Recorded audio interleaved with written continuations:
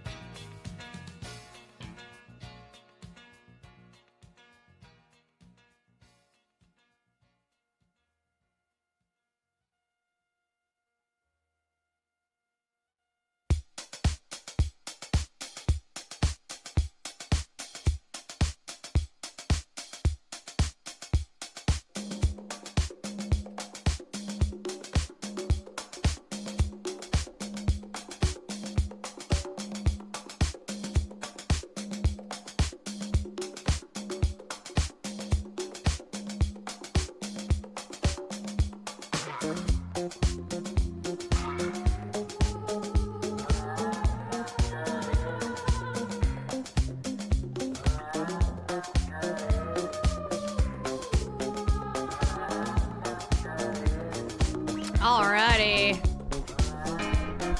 What up, everybody? What up? We're still jamming. We can jam.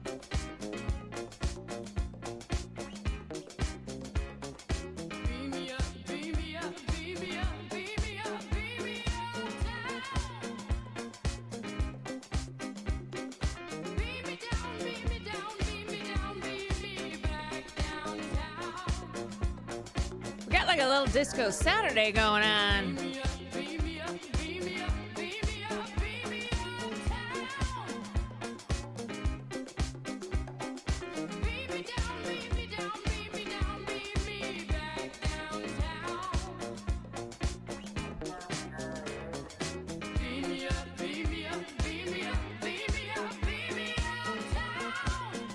I thought you were at the Anime Con dressed like Rogue.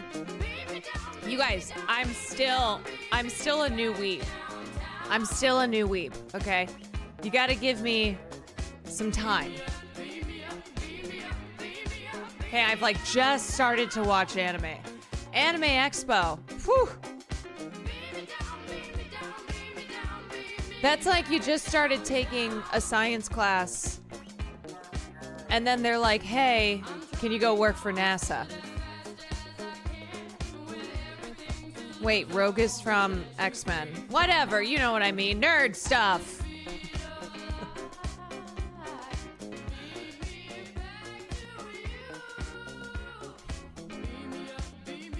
Beat me up, beat me up.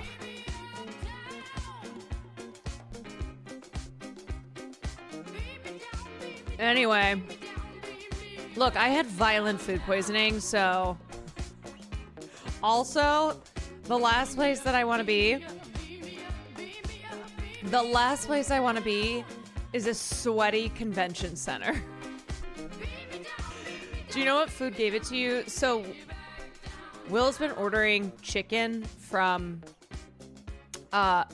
he's just been ordering like from this taco place, but he's buying like big things of chicken and he's been eating it and he's totally fine. I ate some. He like made me nachos. When was this? Thursday night? He made me nachos and we were sitting there. And then I was like violently ill for 12 hours. Like the time he got you and Sam. Yes. So now I'm scared to eat because all we have is that chicken. Because he just keeps buying it. And I'm like, was this like a bridesmaid situation? Yeah, I don't want to go into too many details, but it was gnarly. All right, it was not fun. You could lean into your gray hair and do a Sindel cosplay. Yeah, I'll just show up like this and be like, don't you know who I am? Is this not... Nope. You guys don't know? Will seems like he's probably conditioned himself to have an iron stomach. Yes, with the exception of seafood. He gets sick a lot with seafood. But there have been multiple times that we eat the same thing and he's fine and I am so not fine. Hello, Madeline. Thank you for the 23 months. Centaur, thank you for the 22 months. Typic Panic, thank you for the 5 months. I'm watching Hassan at the con and getting COVID through this. Yeah. You know, that's the thing, too, about these big events is that will happen. Absolutely. I know they've been there all day. I was invited to go along, but I just don't know if that's... I don't know if I'm there yet, okay? Both physically, but also just in life. Listen, I walked through Times Square at night last month. Whew. Yeah, hopefully you took a bath afterwards.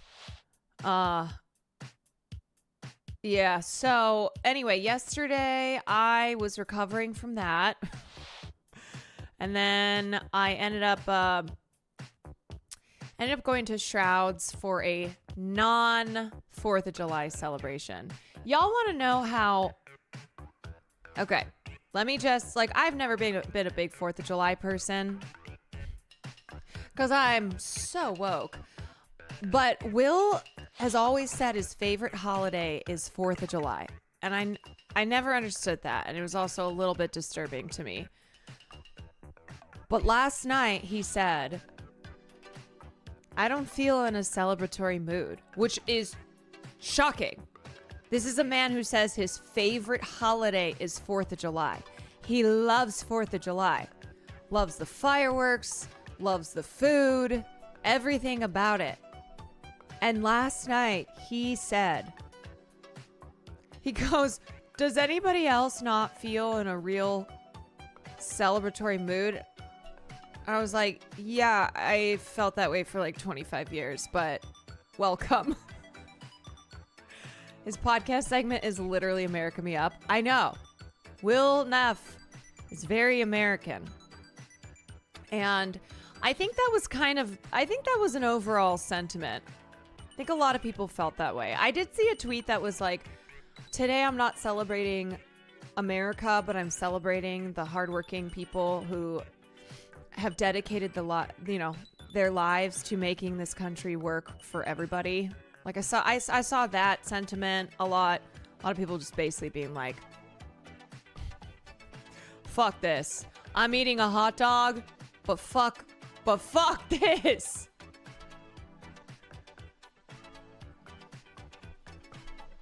Yeah, I think the general sentiment was not being in a real patriotic mood, except for Beyonce, I guess. I saw this was Beyonce's post. This was the 4th of July photo, and I just was kind of like, I don't know about that, girl. I don't know. Is this really, like, I know that you're doing Cowboy Carter, but this is so much American flag stuff. Like, this is just, it's a little too much. And then, like, the bottle of Ace, the Ace of Spades, is a very expensive bottle of champagne with the red, white, and blue. It just was like, man, maybe read the room a little bit, right? Maybe a little room reading. Maybe, I don't know. Set a new record for 4th of July travel here in the States. But it's worth the trouble, right?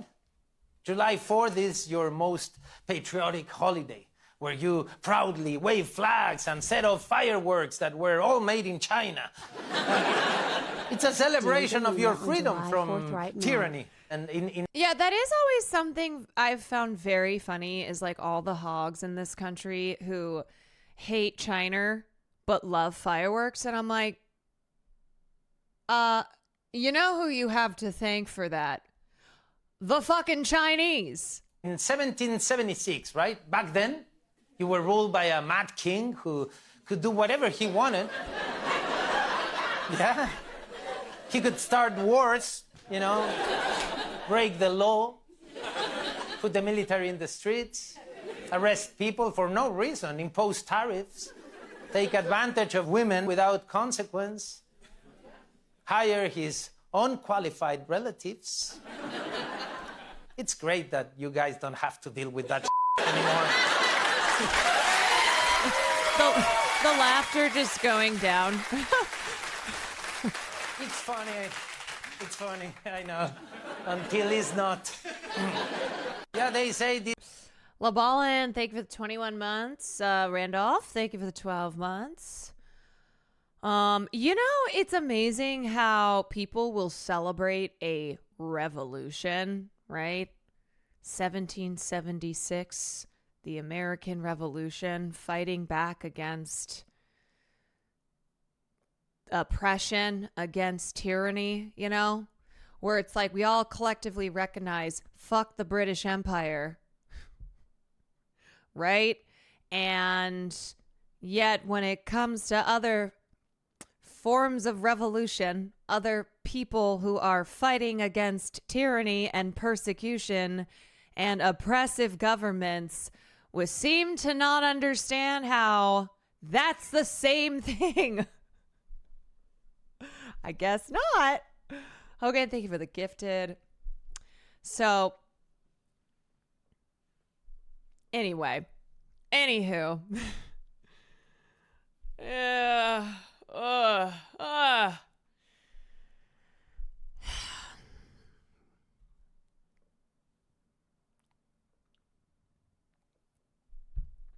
those commies in Boston are destroying private property. Isn't there a non-violent way? Not the tea. Won't somebody think of the tea being thrown into the harbor? Saw the picture of Farley in his bath. He did not look happy. Oh, yeah, that was another thing we did today. We did bath day today. Today was bath day for Farley because poor guy. When I woke up this morning, I went to the door where he goes outside to potty, and there was TT on the ground. So I think when we had gone out for a little bit yesterday, and then I guess I didn't notice it when we came back, he TT'd. He tried to, he went to the place though where he knows he goes outside to go TT. But he did, I know. And I had given him some medicine, and honestly, I don't think it was too bad because this place we live in French Polynesia is kind of bunker-esque. Like, you don't really hear many noises, which is good. TT is code for pee. Yeah, TT. So I don't know. He tried. It just like made me so sad. There's something that can just crack you open. That like he tried. He went to the door and he tried, but he couldn't go outside. So we got a bath today. It was bath day. I just, in my head too, when I was giving him, I was on my knees, like by the bathtub, bathing him. And I just kept hearing, she's just a single mom, works 2 jobs, who loves her kids and never stops, with gentle hands and a heart of a fighter. And that was me. She's a survivor. This is the best 4th of July post this year. Let's see. This is a trans flag. Hey, thanks.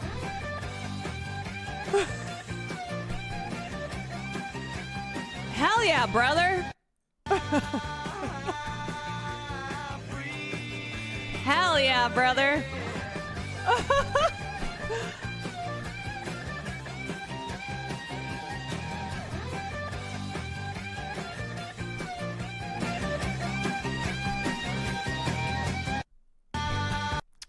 That's so funny. I love when hogs are unintentionally allies. We're trans in the globe. Having a spectacular 4th of July celebration. That's the only flag I bow down to, brother. Thank you for your solidarity. I love when hogs are accidentally woke.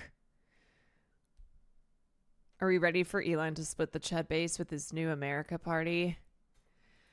I'm like, you know what? Can we have someone who's not Elon Musk leading the call for the formation of a serious third party in this country? Can we have not him? Anybody else? Anyone that's not Elon Musk?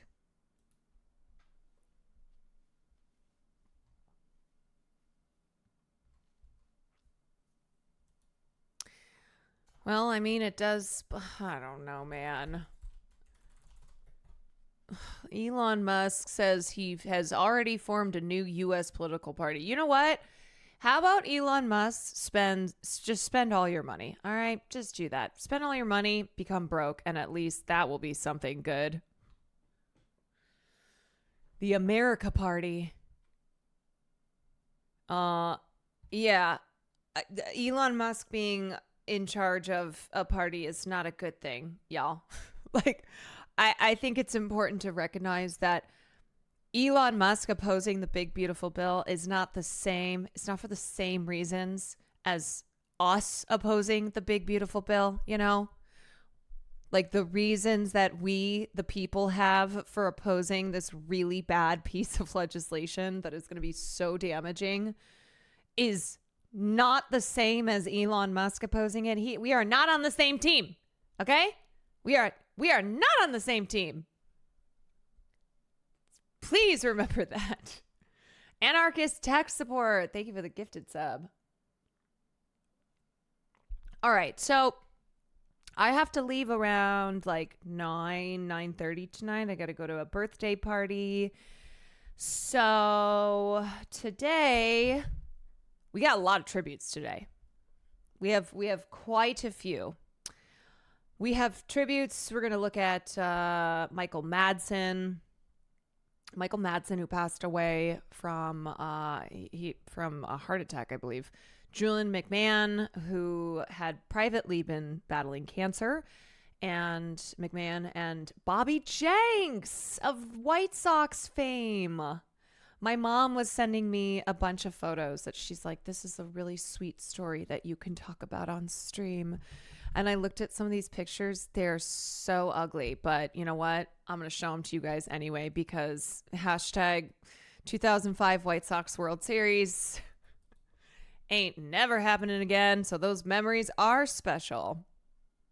Julian McMahon, one of my crushes growing up on Charmed. Oh my God, me too. I had such a big crush on him.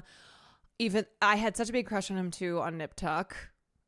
Ryan Murphy, trash show. Also, when he was the bad guy in Fantastic Four. Some of us have baseball teams that have never even been in the World Series. You know what? That's true. That is true. His dad being a prime minister of Australia. Julian McMahon was one of those, like, he was one of those actors that you know his face. You know, you've probably seen something that he was in, and he was successful, and yet he was just like, he was chill, you know? He was an actor, and then he had his private life. And I think a lot of times we forget that there are plenty of people who are famous because of the line of work they're in, but who are not like celebrities in the sense that they're always in the tabloids. They're always just causing, like, the amount of media attention around a lot of anyone from like the Kardashians to Jennifer Aniston. Like, that is not a lot of actors, especially ones who are from like Australia, from the UK, ones who are not American. They just seem to have kind of a more normal, like, seek more normalcy in being in being in a career field where they are, like, it brings a lot of attention, you know. Carol, why are you not at the expo, girl? Because it was too much. I couldn't do it. Creepier Leak, thank you for the 20 months. Yeah, Australians are pretty chill. They are. But anyway, so we'll do little tributes there, and then we can take a look and see what's happening with the floods in Texas. And then I want to do a little AI chit chat, and then we'll see how much time we have. Lex Attack, thank you for the 23 months. Also, Mark Snow, composer of the X-Files. Oh yeah, I saw that he passed away too. Okay, well, first, we're going to start off. I'm going to take you back to 2005. 2005, everybody, get in the time machine. Ooh, we're going back to 2005. We were 2 years into the invasion of Iraq, but in Chicago, Illinois, biggest thing in the world that was happening was the White Sox had made it to the World Series. The White Sox were looking at potentially ending an 88-year drought. It had been 88 years since the last time they had won the World Series, and they seemed to be unstoppable. in the World Series, they went up against the Astros. And yet, the Astros were ass blasted because they were no match for the superior 2005 White Sox team led by Ozzie Guillen. The Astros were Astros, and they swept all 4 games. All 4 games like it was nothing. And little me, let's see, I was 12 years old, 13 years old at the time. Little me was watching all of this unfold, being told by my mother, watch this, commit it, burn it into your memory because you will never see this again. This will never happen again. And at the time, I didn't understand because I was just a kid. I didn't understand things in the world. And now I know what she meant, because not only is it like I don't really follow sports anymore, but that there is something about sports where sometimes everything just lines up, right? You have a once in a generation run. You just have put together the perfect team. You have a perfect season. And it's like this moment in time where you couldn't recreate it again if you tried. Like, it just is, it's this moment. I was 2 and I understood the gravity of those games. It was this moment.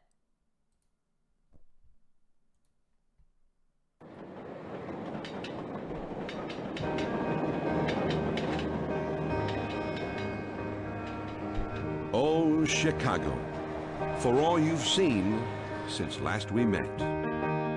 Couldn't have happened to a better man. It couldn't been any. Oh, in case you missed it, the reason that I'm doing a tribute to the White Sox is because Bobby Jenks, who was our closing pitcher, died after a battle with stomach cancer, I believe. So the nostalgia train hit me today. Difference than it was. So this is a 2005 Chicago White Sox playoff tribute. I searched high and low on the internet. This was Don't Stop Believin'. Don't Stop Believin' was like one of our songs. Back it goes, back, good! Boomer made the pitch, he got the ground ball that he needed, but driven long and hard to left field. Good! I like this janky video that I found. It was the song. This like fan compilation. Ortiz and Ramirez aren't the only guys in this park that have had back-to-back Took the midnight train going anywhere. This is so jank, but it does add to it. The Red Sox dream to repeat is over, and the Chicago White Paul made the catch, which he did. Then it's just such a good jump. Go play. Also, this is a rare Caroline does sports stuff on stream. Okay, so very rare moment. And it is because of Bobby Jenks and because I have to pay tribute to him and also to that era of time. The Red Sox, she's one of the White House. Fuck the Red Sox. The White Sox have won.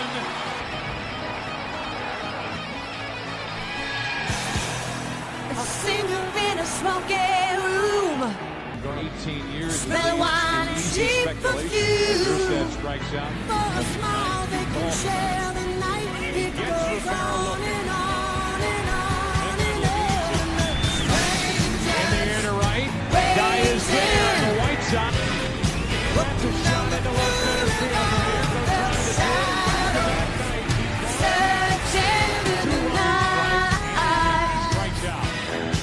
Mother, I'm having our kid. What's the name? Bobby Jenks. Punish cast me. Thank you for the 9 months. This is my child, Bobby Jenks. Creedy goes deep in the center. Creedy! Award winner, early win.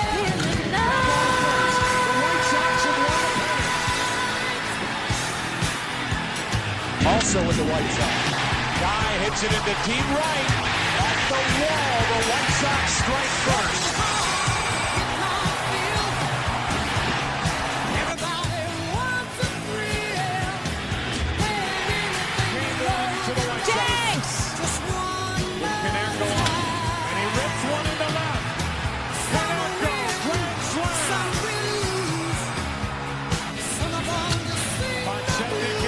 Did you see when Steve Perry visited? Mother, I'm having our kid. What's the name? Visited Comiskey? Do you mean like, was I there in 1979?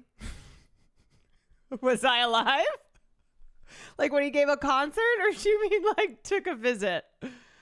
Are you asking if I am that old? Deep right center field.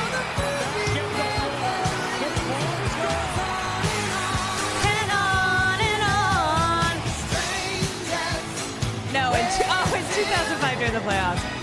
I don't remember him visiting. Searching in the night. It's so wild, you guys. It's so wild to like see and hear all the names of the team that year and just be transported back. White Sox are up 3 games to nothing. A 14-inning. Like I knew every single one of these players. I knew every single one of their stats.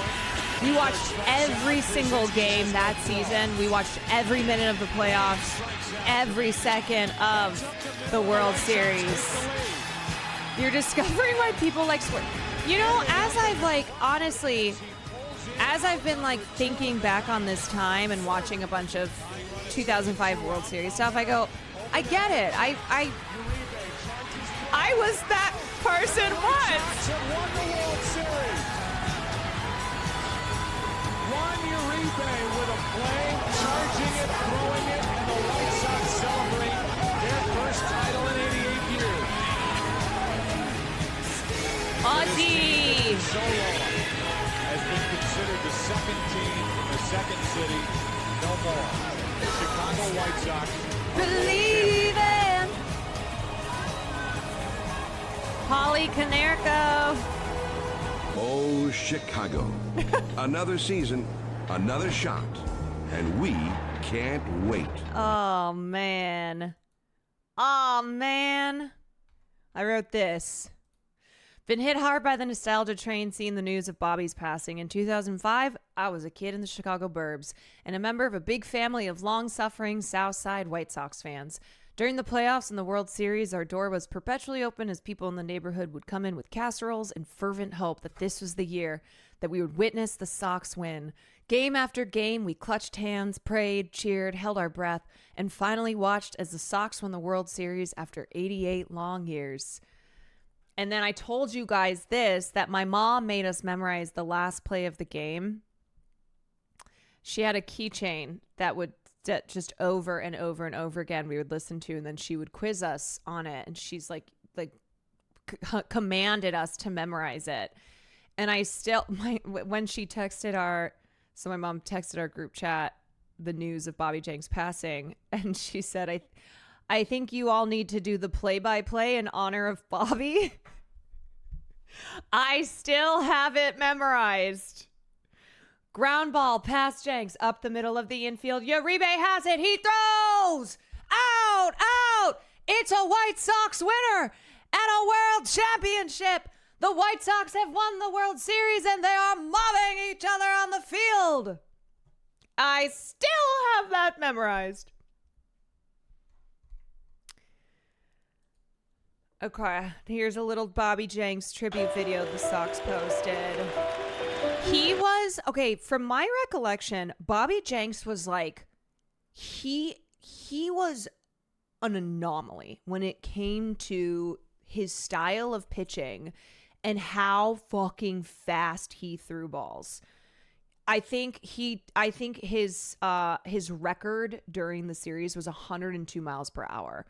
But he came like, this was 20 years ago, and now a lot of guys since then have learned to throw like Bobby Jenks, but he was a heater. He would throw heaters. He was like, just, it was incredible to watch him throw. Game one to the White Sox. One thing about Bobby, I saw him throw first day in spring training. I see this big man over there, like, who the hell is that? And first day, throwing gas. He gone. Gas. Scouts will tell you the best pure power in the majors comes out of the right arm of Bobby Jenks. It had him as high as 102.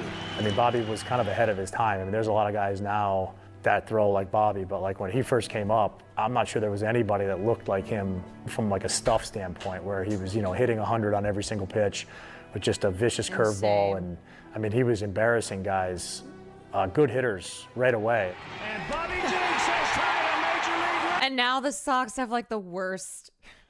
They have like the worst record in baseball. Why are they so bad now? I mean, it's been a long time since I really kept up, but just bad drafting, bad roster, management bad, just bad all around. Just bad all around. But for a moment in time in 2005, they were perfect. Retiring 41 consecutive hitters. Unbelievable. Bobby, game changer. Like Bobby truly, the White Sox 2005 season is like the stuff of movies. Like the 88 year drought, the perfect season, just everything, the magic that was in the air. That's the stuff of movies. 100 or more with the nastiest breaking ball I've ever seen in my life. He was just an anomaly of unfathomable proportions.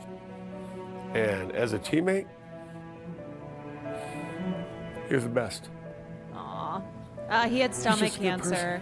I mean, everyone knows and loves Bobby, and what he did was remarkable. He deserves his place among the icons of this franchise's history. Bobby earned his stripes. Ended up the last one on the mound in October that year.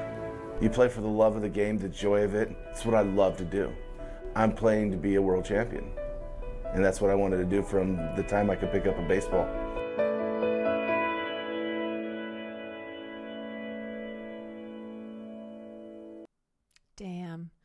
Damn. Oh, it's striking me in the feels, y'all. And now they're actually putting out a series. They put out 2 episodes so far, but it's about the 2005 season. Because, again, this will probably never happen. We will probably never see this again in my lifetime. When they always talk about like the greatest teams and all that, we never get mentioned. I'm like, 11-1 is pretty good, Not enough people talk about that 05 World Series. Yeah. Sox fans waited so long to have a team win the World Series. 88 long years. Look, we have the Pope on our side, okay? I'm saying ours if I'm back being a White Sox fan, baby. Taught some very tough lessons. We needed a little bit of an edge. A lot of those guys in that team came from somewhere that they were kind of pawned off. It was kind of like a misfit somewhere. So they came in ready to work. It didn't matter what happened prior. Be angry at the right things and focus it on the field. The biggest problem was the language barrier. Iguchi! Iguchi! Oh my God! God, we were so excited rooting for Iguchi. When we were together, it was a single language that was spoken. Contreras. Become brothers. John Garland. All these names. There were gut punches along the way. We lost Frank Thomas. We started seeing Cleveland in our rearview mirror. If anybody says they weren't nervous, they're full of crap. So many things have to go right. El Duque with the bases loaded in Boston. 4 complete games. We will never see that again. A.J. Przinsky stealing first base. And it got everybody by surprise, like, what the? Scott Podsednik hits Scotty the game-winning Pods! home run. This is happening. There's no way they want to walk the guy that's hitting 200. Lob, it is gone. The anticipation, like you feel it in your fingertips, feel it in your toes. Everybody step it up a notch. What a remarkable play. It's such a hard thing to do, and now you're all connected forever.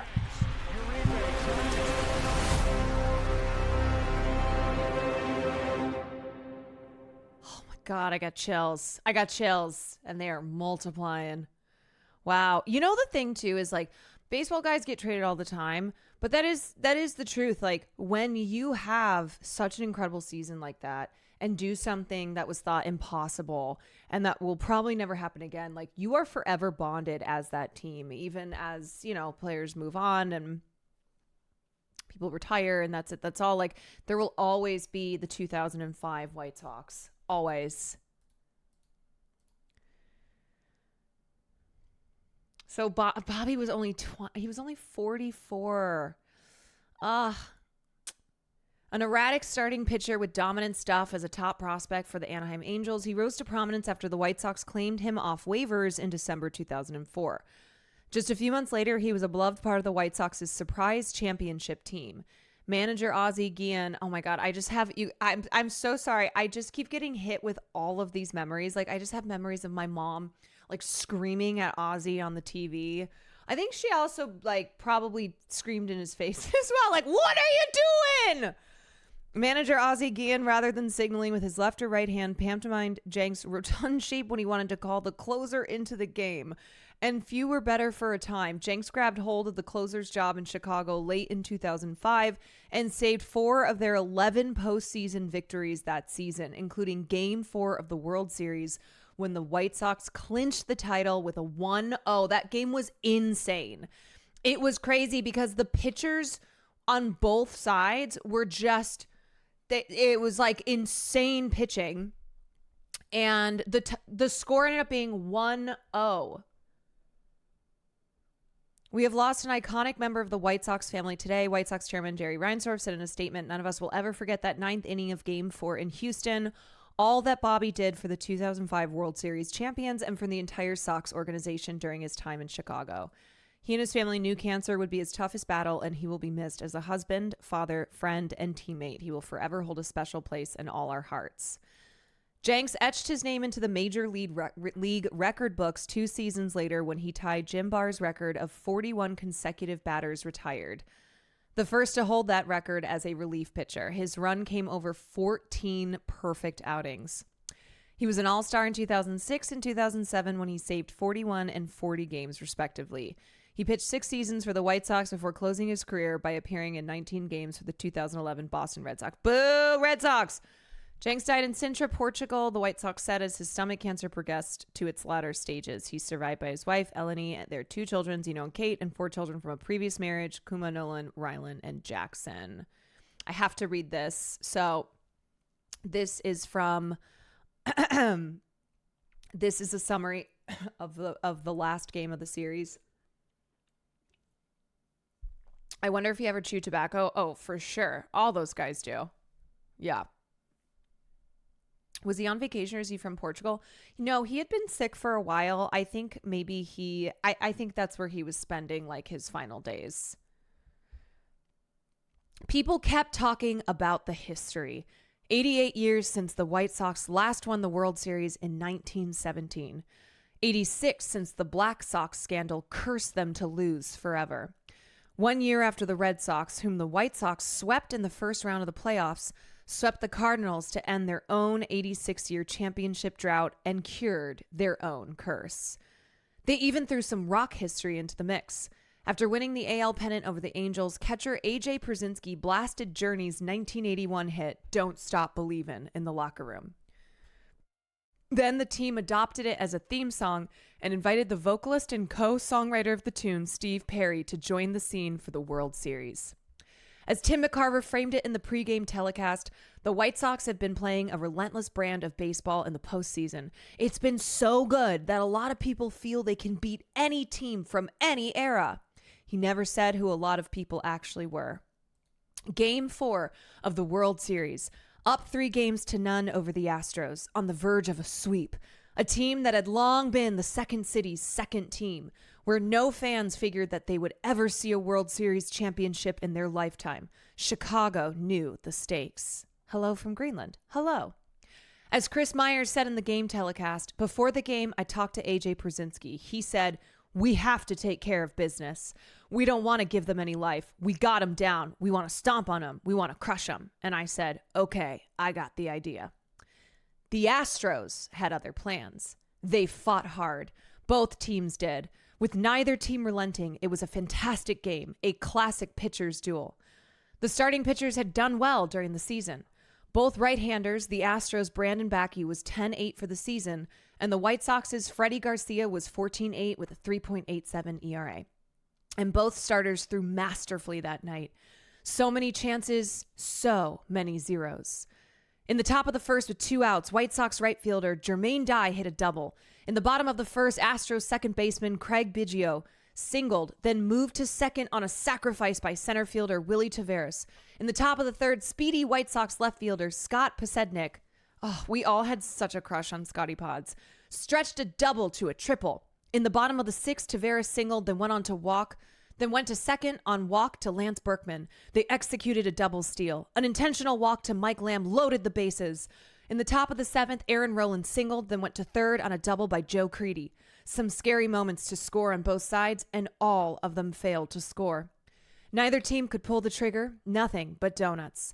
For 7 innings, Bakke and Garcia traded zeros like baseball cards. And then in the 8th, the Astros brought in closer Brad Lidge.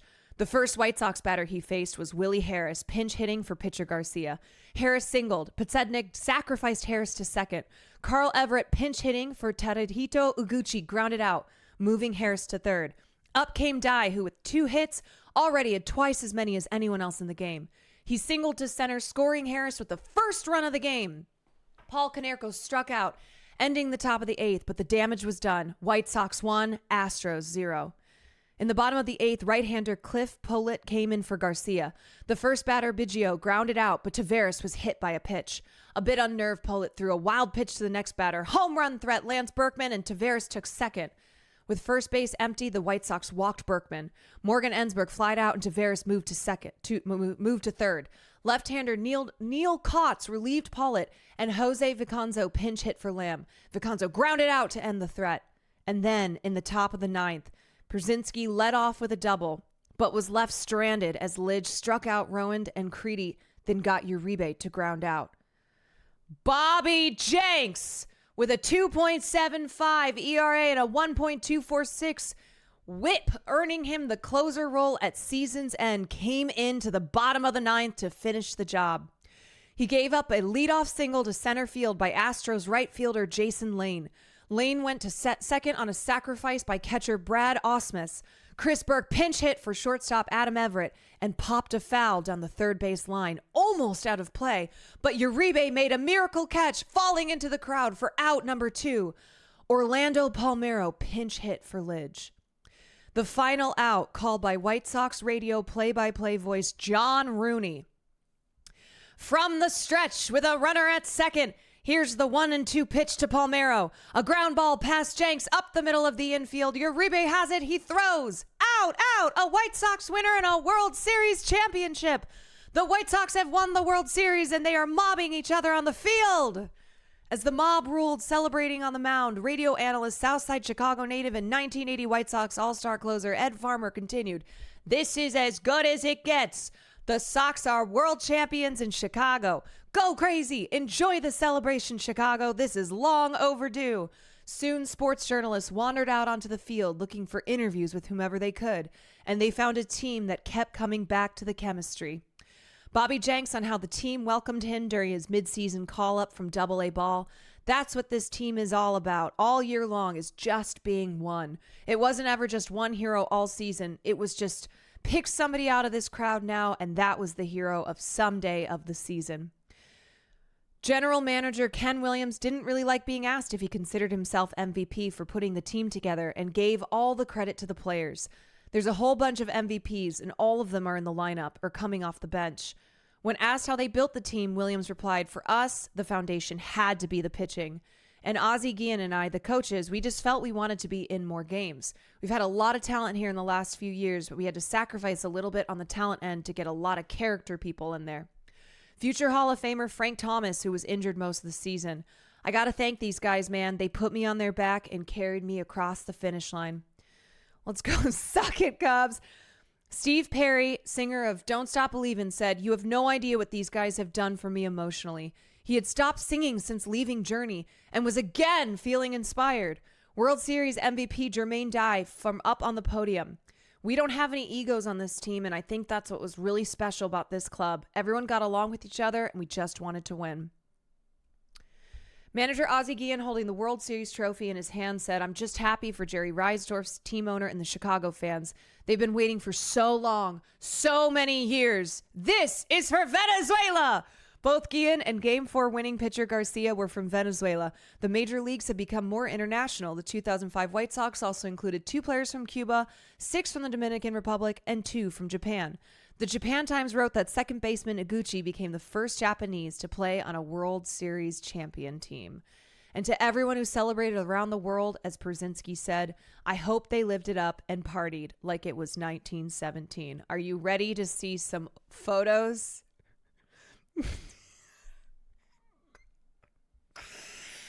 These are pictures from 2005 celebrating the World Series winners, the Chicago White Sox. This was me with braces. Yep, that's the stuff. Wow. Let's see what else we got. Oh, this is my mom. This is my mom holding the 2005 World Series sign. My mom was crazy, okay? My mom was a crazy person. She would tell us, like, resume positions and whatever, like, when this is when things would get really intense, okay? When it was, like, really, really intense moments where we would have to, like, she would go, "Caroline, you were standing over by that door." So I'd have to go stand over by whatever door I was at. Like, "John, you and Mary were holding hands. So, like, you have to hold hands again." Whatever. It was like she would stage the scene because she was so crazed. She was so superstitious that she was like, we have to all wear the same clothes. We wore the same clothes throughout the series. And we would have to be in the same positions that we were in like really intense moments. But yeah, there she is. There's my mom. Wow. So, oh God. Oh, geez. Oh, wow. Wow. Oh, man. You know, here, actually, I gotta play this while we're looking at these photos.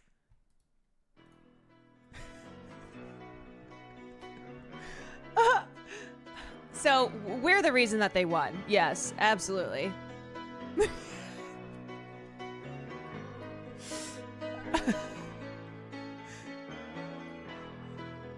Just a small town girl. Been in a lonely world. He took the midnight train going anywhere. Just a city boy. Damn, I used to be so buff. Is that Jay Schlatt? He took the midnight train going anywhere. Wait a second.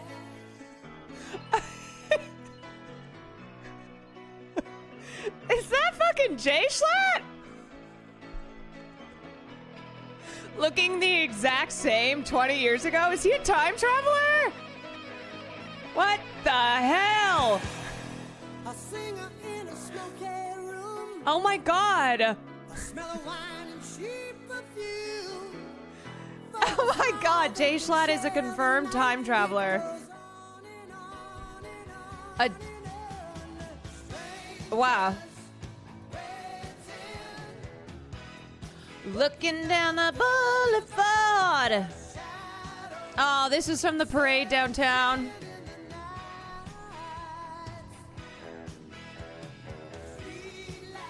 A White Sox Christmas. I think this was our Christmas card. Jay Schlatt is a secret White Sox fan.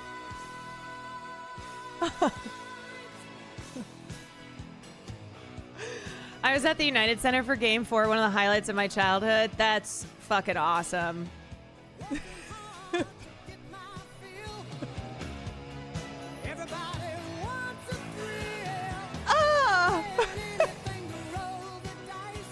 Just one more time. Cheaper than art school. Thank you for the 22 buds. I don't even know, like, did we bring that on the plane?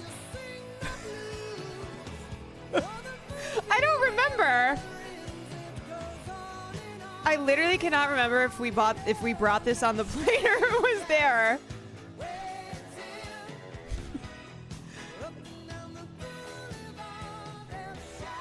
Aw, it's my little brother.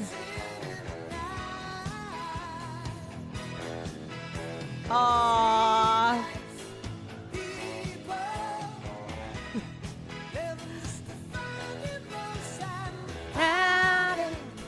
Somewhere in the night.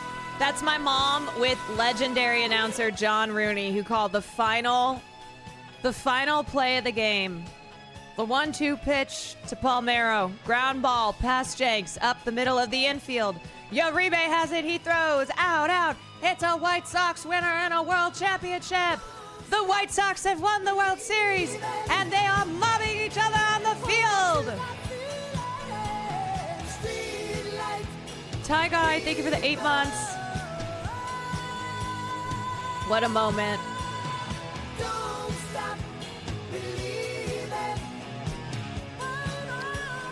Wow.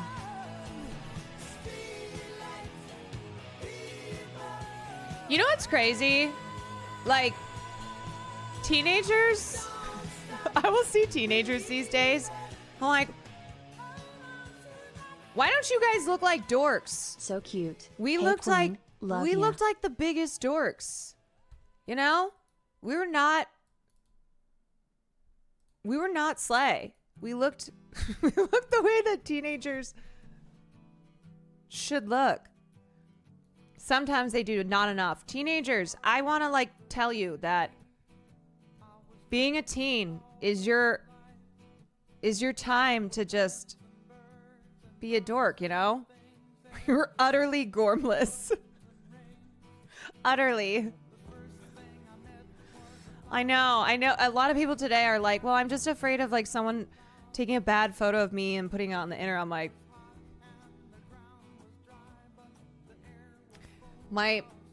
my heart aches for all the teens who feel like they can't just look like dorks. I mean, to be clear, I thought I looked cool, for sure.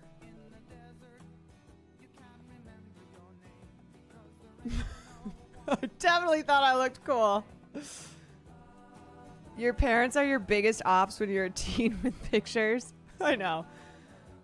Yeah, but it was like, I don't know. I didn't feel... Look, we had magazines and all that. It's not like we were not surrounded by images of perfection, but there also just felt like, I don't know, felt like there was more freedom. Teens and preteens have too much access to makeup tutorials today. I was one of those unfortunate kids who learned the hard way. Blue shadow isn't it? Oh, same. I remember I was running out the house in 7th grade before my mom could catch me, and I just smeared baby blue eyeshadow on my lids.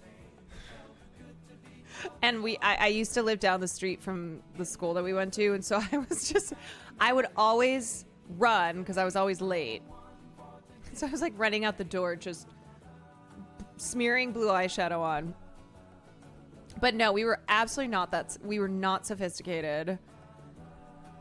I seriously will see,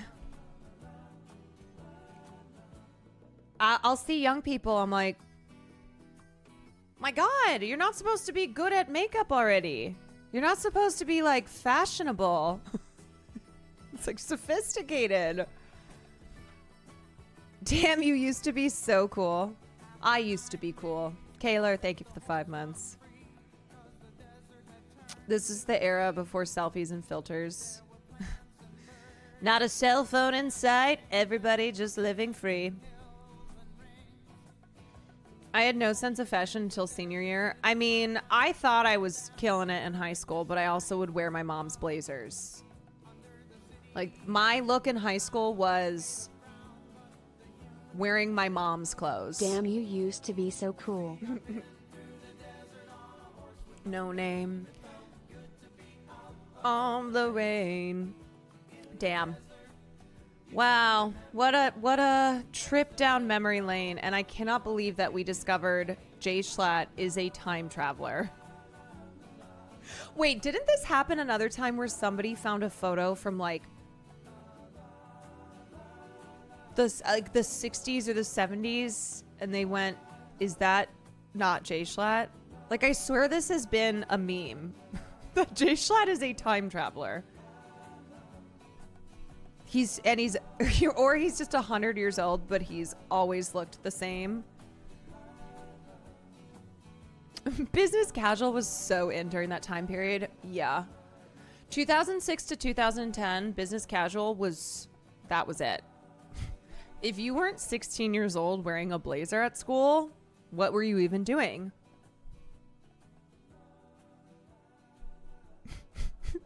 The business casual sophomore look.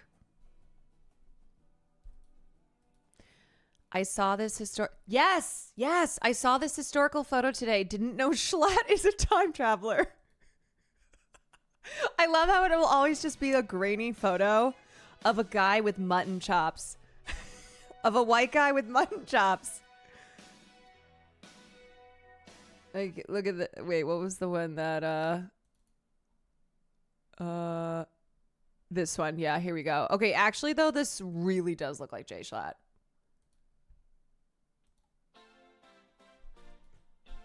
I mean, who else is wearing mutton chops these days? True. Business cash was also the club attire during the late 2000s, early 2010s. I mean, it was the vibe.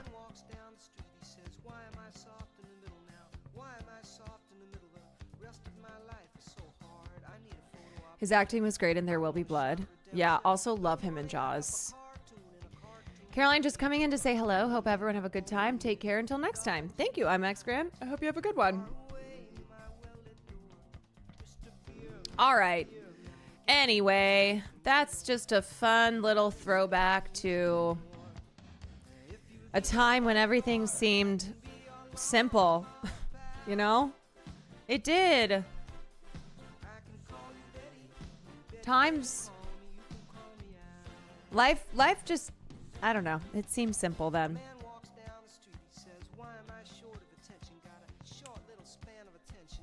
Good times.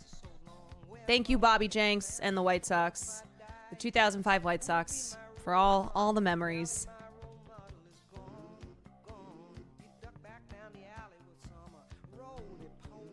Keanu Reeves is also a time traveler. I believe that. Okay, let's talk about, let's do another tribute. Bodyguard. Let's talk about Michael Madsen.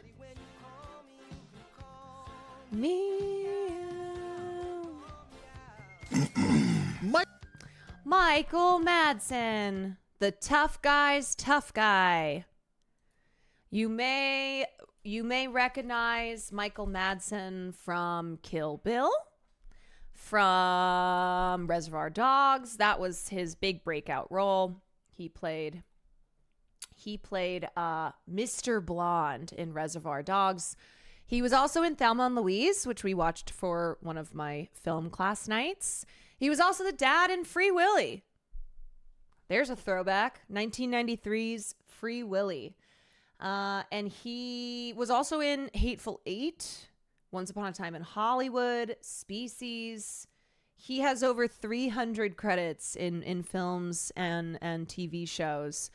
You know what? He was one of those guys that he's best known for his work in Quentin Tarantino films, and he's best known for being villainous, for being a tough bad guy. And I think he was one of those actors who he had more in the tank. And I for as much as he was in, he had a career that spanned 4 decades.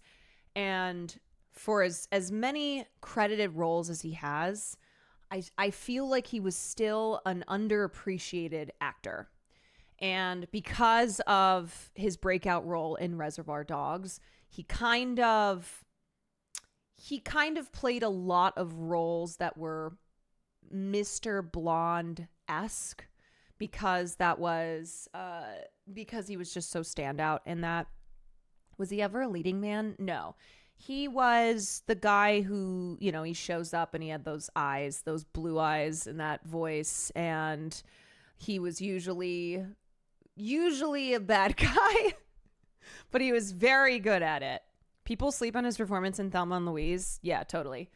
How old was he?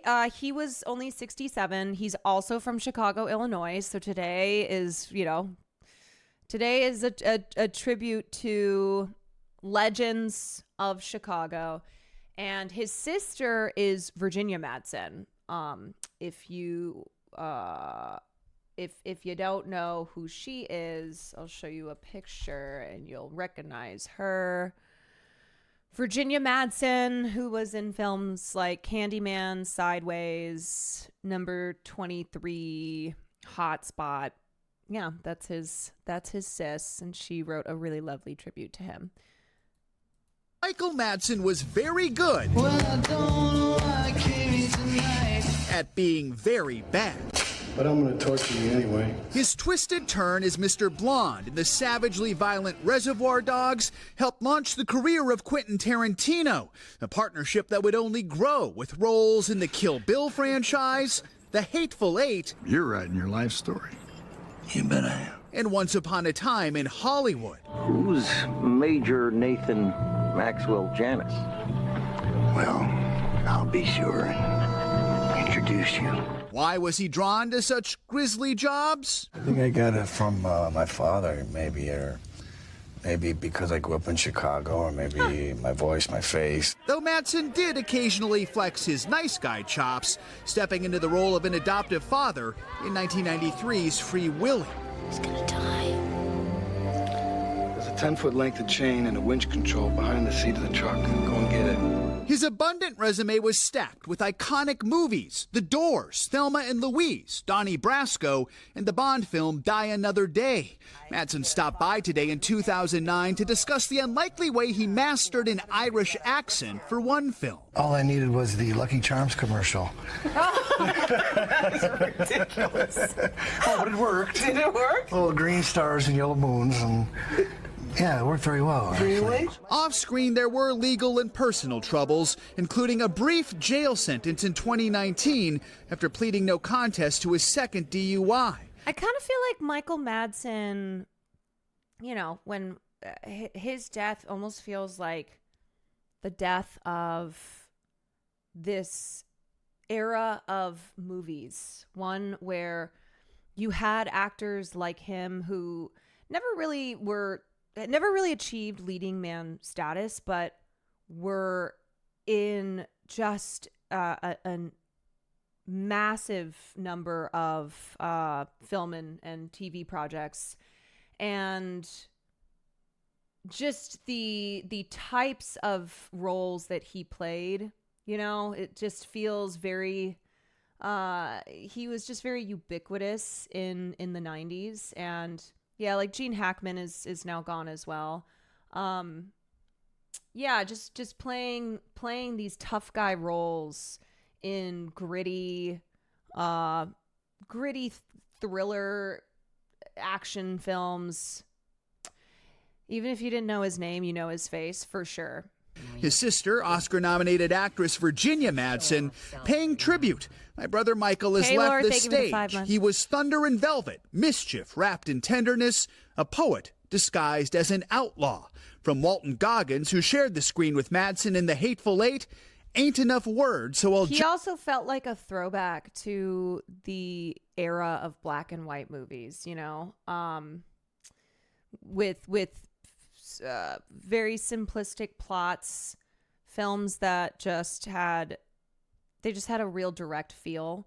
You know, he's one of those actors who almost felt like he was from a different era. Just say this: I love you, buddy. Aww. Madsen's reps say over the past couple of years he was working on independent films and that he was preparing to release a new book titled Tears for My Father, Outlaw Thoughts and Poems. Back to you guys. Just realize how prolific he was. All those clips. Yeah. It was all over the place in the film. Oh, my goodness. All right, Joe, that was great. remembered. Thank you. Hey, thanks for watching. And don't forget, you can... Actor Michael Madsen died Thursday morning. He was 67. The star was best known for his work in Quentin Tarantino films like Kill Bill Volumes 1 and 2, The Hateful Eight, and Reservoir Dogs. You ever listen to Kay Billy's Super Sounds of the 70s? He was so It's hot. my personal favorite. A Los Angeles County Sheriff's Department spokesperson told The Hollywood Reporter that Madsen was found unresponsive by deputies responding to a 911 call at his Malibu home and pronounced dead at 8:25 a.m. His rep at EMR Media Entertainment, Liz Rodriguez, told THR, quote, "We understand Michael had a cardiac arrest." His big screen body of work included 1989's Kill Me Again, 1991's Thelma and Louise, 1993's Troublebound, 1993's Free Willy, 1993's Money for Nothing, 1995's Species, 2002's Die Another Day, and 2005's Sin City, among many, many others. Madsen was also a published poet and accomplished photographer, and he has a book, Tears for My Father, Outlaw Thoughts and Poems. We should watch some scenes that he was in here. This is the quote that I have in my stream title. That woman deserves her revenge from Kill Bill. But you haven't by any chance kept up with your swordplay?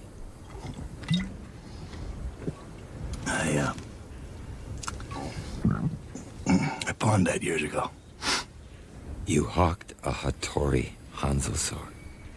Yeah, I mean, he was a working actor, and I've talked about this before, but nowadays it feels like a lot of actors of younger generation actors are more selective in their work. Like, you look at the greatest actors in Hollywood of older generation actors, and they have massive filmographies.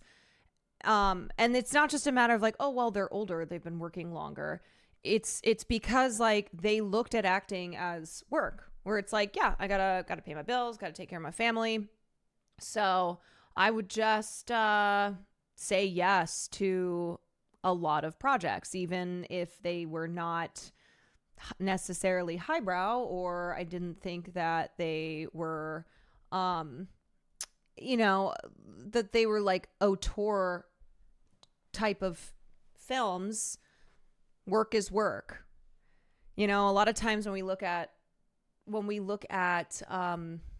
actors who have passed and revisit their filmographies, it's like their resume was just massive. You forget how many things that they appeared in. So actors are now too well paid. No, it's not that. Actors now, it's like they're a brand, right? When you're a celebrity, you have a brand now. And I think there is,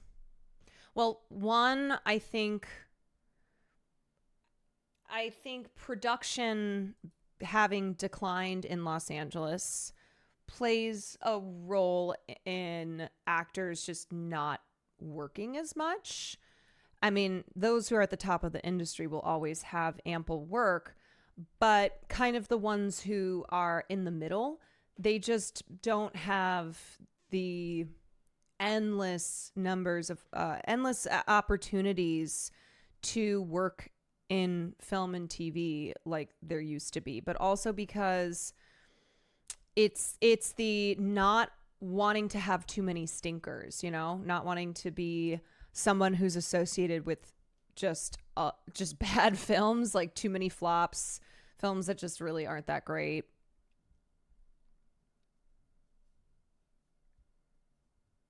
They don't want to be in something where they might not shine the way that they want to, and they won't they won't take supporting roles like they used to.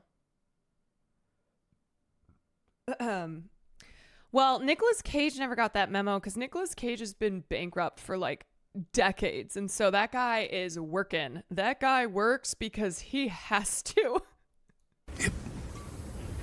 It was priceless. Well, not in El Paso, it ain't. In El Paso, I got me $250 for it. I'm a bouncer in a titty bar, Bill.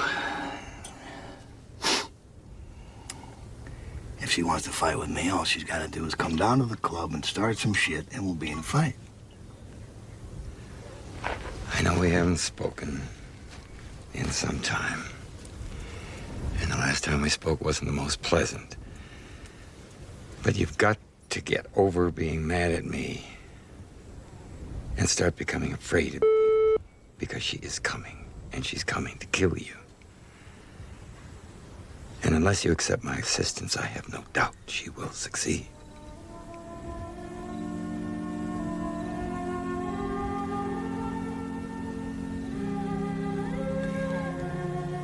I don't dodge guilt, and I don't chew out of paying my comeuppance. Can we just forget the past? That woman deserves her revenge.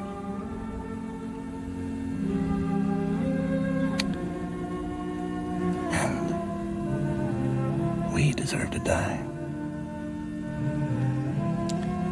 What a line read. But then again, so does she. So I guess we'll just see, won't we? That woman deserves her revenge, and we deserve to die. I mean, I feel like we could apply that to a lot of things, you know? I feel like that's kind of been the vibe lately. That woman deserves her revenge, and we deserve to die. All right, here's a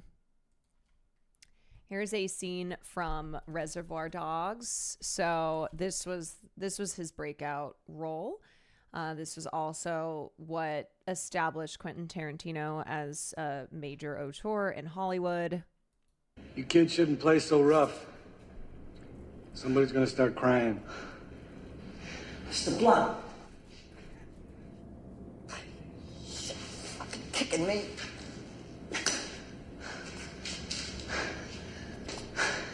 What happened to you? Figured you were dead. Hey, you okay? Pioneered sunglasses indoors. True. We didn't know what happened to you in Blue. That's what we were wondering about. What? Come on, man. Look, Brown is dead. Orange got it in the belly. Enough! Enough! You better start talking, asshole. Because we got shit we need to talk about. We're already freaked out. We need you acting freaky like we need a fucking bag on our hip. Okay, let's talk. We think we got a rat in the house. I guarantee we got a rat in the house. What makes you say that? Is that supposed to be funny? Look, we think this place ain't safe. This place just ain't secure anymore. We're leaving. You should go with us. Nobody's going anywhere. Piss on this fucking turd. We're out of here. Don't take another step, Mr. White. Fuck you, maniac! It's your fucking fault we're in this trouble. What's this guy's problem? What's my problem? Yeah, I got a fucking problem. I got a big fucking problem. With any trick you have, a madman almost gets me shot. What the fuck you talking about? That fucking shooting spree! In the store, remember? Oh, fuck them. They set off the alarm. They deserve what they got. You almost killed me! Asshole! If I know what kind of guy you were, I never would have agreed to work with you. Are you gonna bark all day, little doggy? Or are you gonna bite? What was that? Classic line.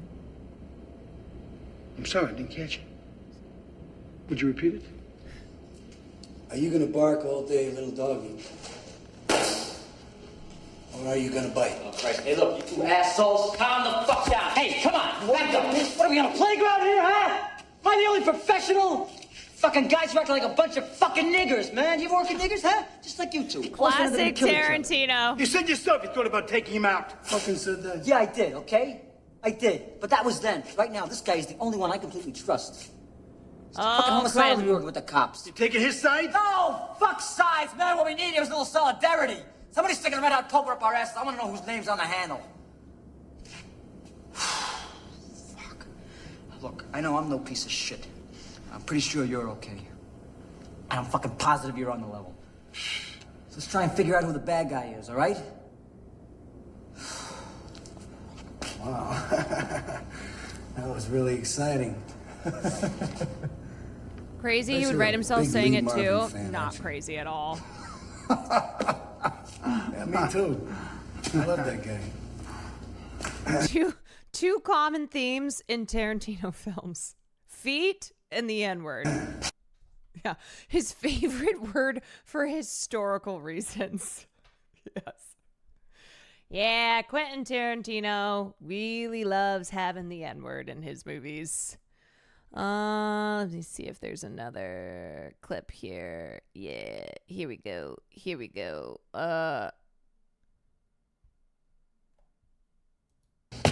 You ever listen to K. Billy's Super Sounds of the 70s? It's my personal favorite. It's a classic scene. Joe Egan and Jerry Rafferty were a duo known as Dealer's Wheel when they recorded this Dylan-esque pop bubble gum favorite from April of 1974. That reached up to number 5. It's K. Billy. So basically, it's this group of criminals, okay, and they all have, so their names are all colors: brown, white, blonde, orange, pink. And they get together to try and carry out a jewelry heist. And the heist goes wrong. And essentially, they're trying to figure out who they believe there's a traitor in their ranks. And they're trying to figure out who the traitor is. The sounds of the 70s continue.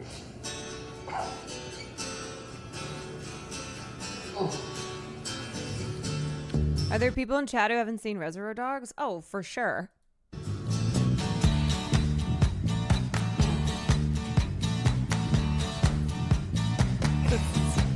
Well, I don't know why I came here tonight. I got the feeling that something ain't right. I'm so scared, guess I'll fall off my chair. And I'm wondering how I'll get down the stairs. Clowns to the left, me, jokers to the right. Here I am, stuck in the middle with you. And then that is a police officer that they've kidnapped.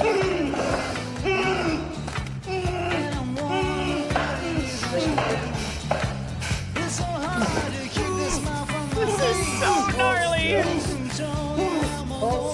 Oh yeah, wait, I forgot about the Always Sunny. Yes. Watch your head.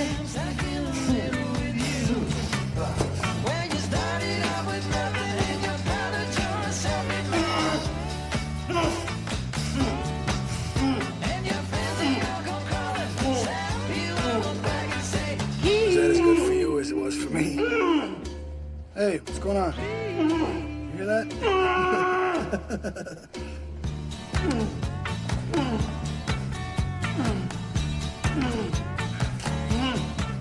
That was apparently improvised. I believe that. Well, I'll be right back.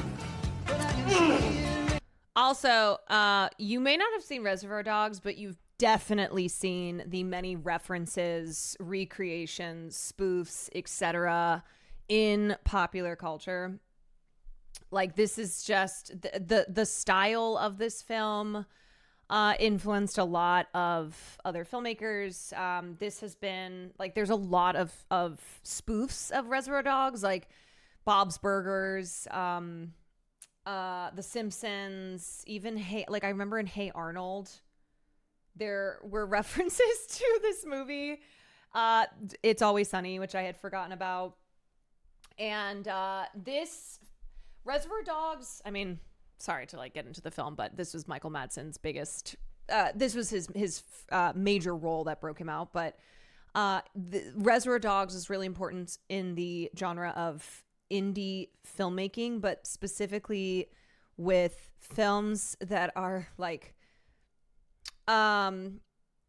thrillers that feature a lot of talking and it's like a subgenre of cheap suit thrillers is essentially what it is. A lot of my favorite Tarantino films were co-written by Roger Avary. Yeah, so this film was very significant in not just the world of filmmaking, right? Not just in the film industry, but also in pop culture across a lot of different forms of media. I heard that initially Tarantino wanted to make Reservoir Dogs with only women for the criminal game, but he changed his mind. Oh, I don't know that, but you know what? Give us a Reservoir Dogs with an all-female cast. How about that? Women can be criminals too. Okay, so that is a little bit on Michael Madsen, who you may not know his name, but you certainly probably know his face and his voice, and have certainly seen him in something, considering his over 300 credits in film and TV. And then lastly, we're going to talk about one of my crushes from when I was younger, Julian McMahon, who was in Fantastic Four, Charmed, Nip Tuck, and recently I actually watched him in the film Who Would Caroline Cast for an All... Who would I cast, or like who would I play in Reservoir Dogs?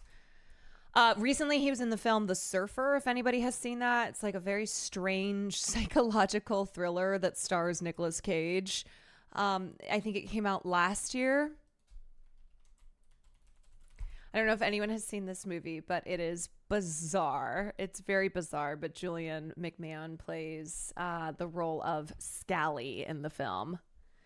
I was someone that watched all of Nick Tuck. It was an experience. That was one of those shows that I definitely was not allowed to watch. So I would try and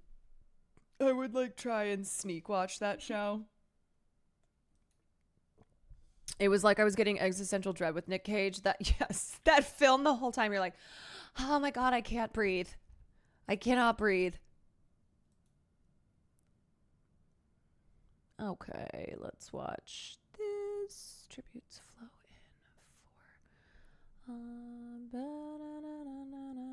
I swear to God, I saved a bunch of stuff, and I think I put it in the wrong YouTube playlist, because I'm looking at my playlist here and I'm like, where's my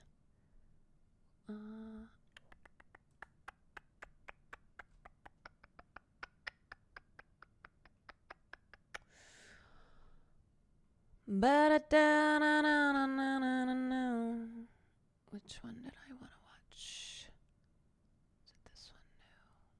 Hold on a second. This one. Okay. Died after a private battle with cancer at the age. Australian actor Julian McMahon has died after a private battle with cancer at the age of 56. His wife, Kelly, has confirmed the news in a statement to Hollywood publication Deadline. McMahon was best known for his roles in Nip Tuck, Charmed, and the Fantastic Four. Now, he most recently played an...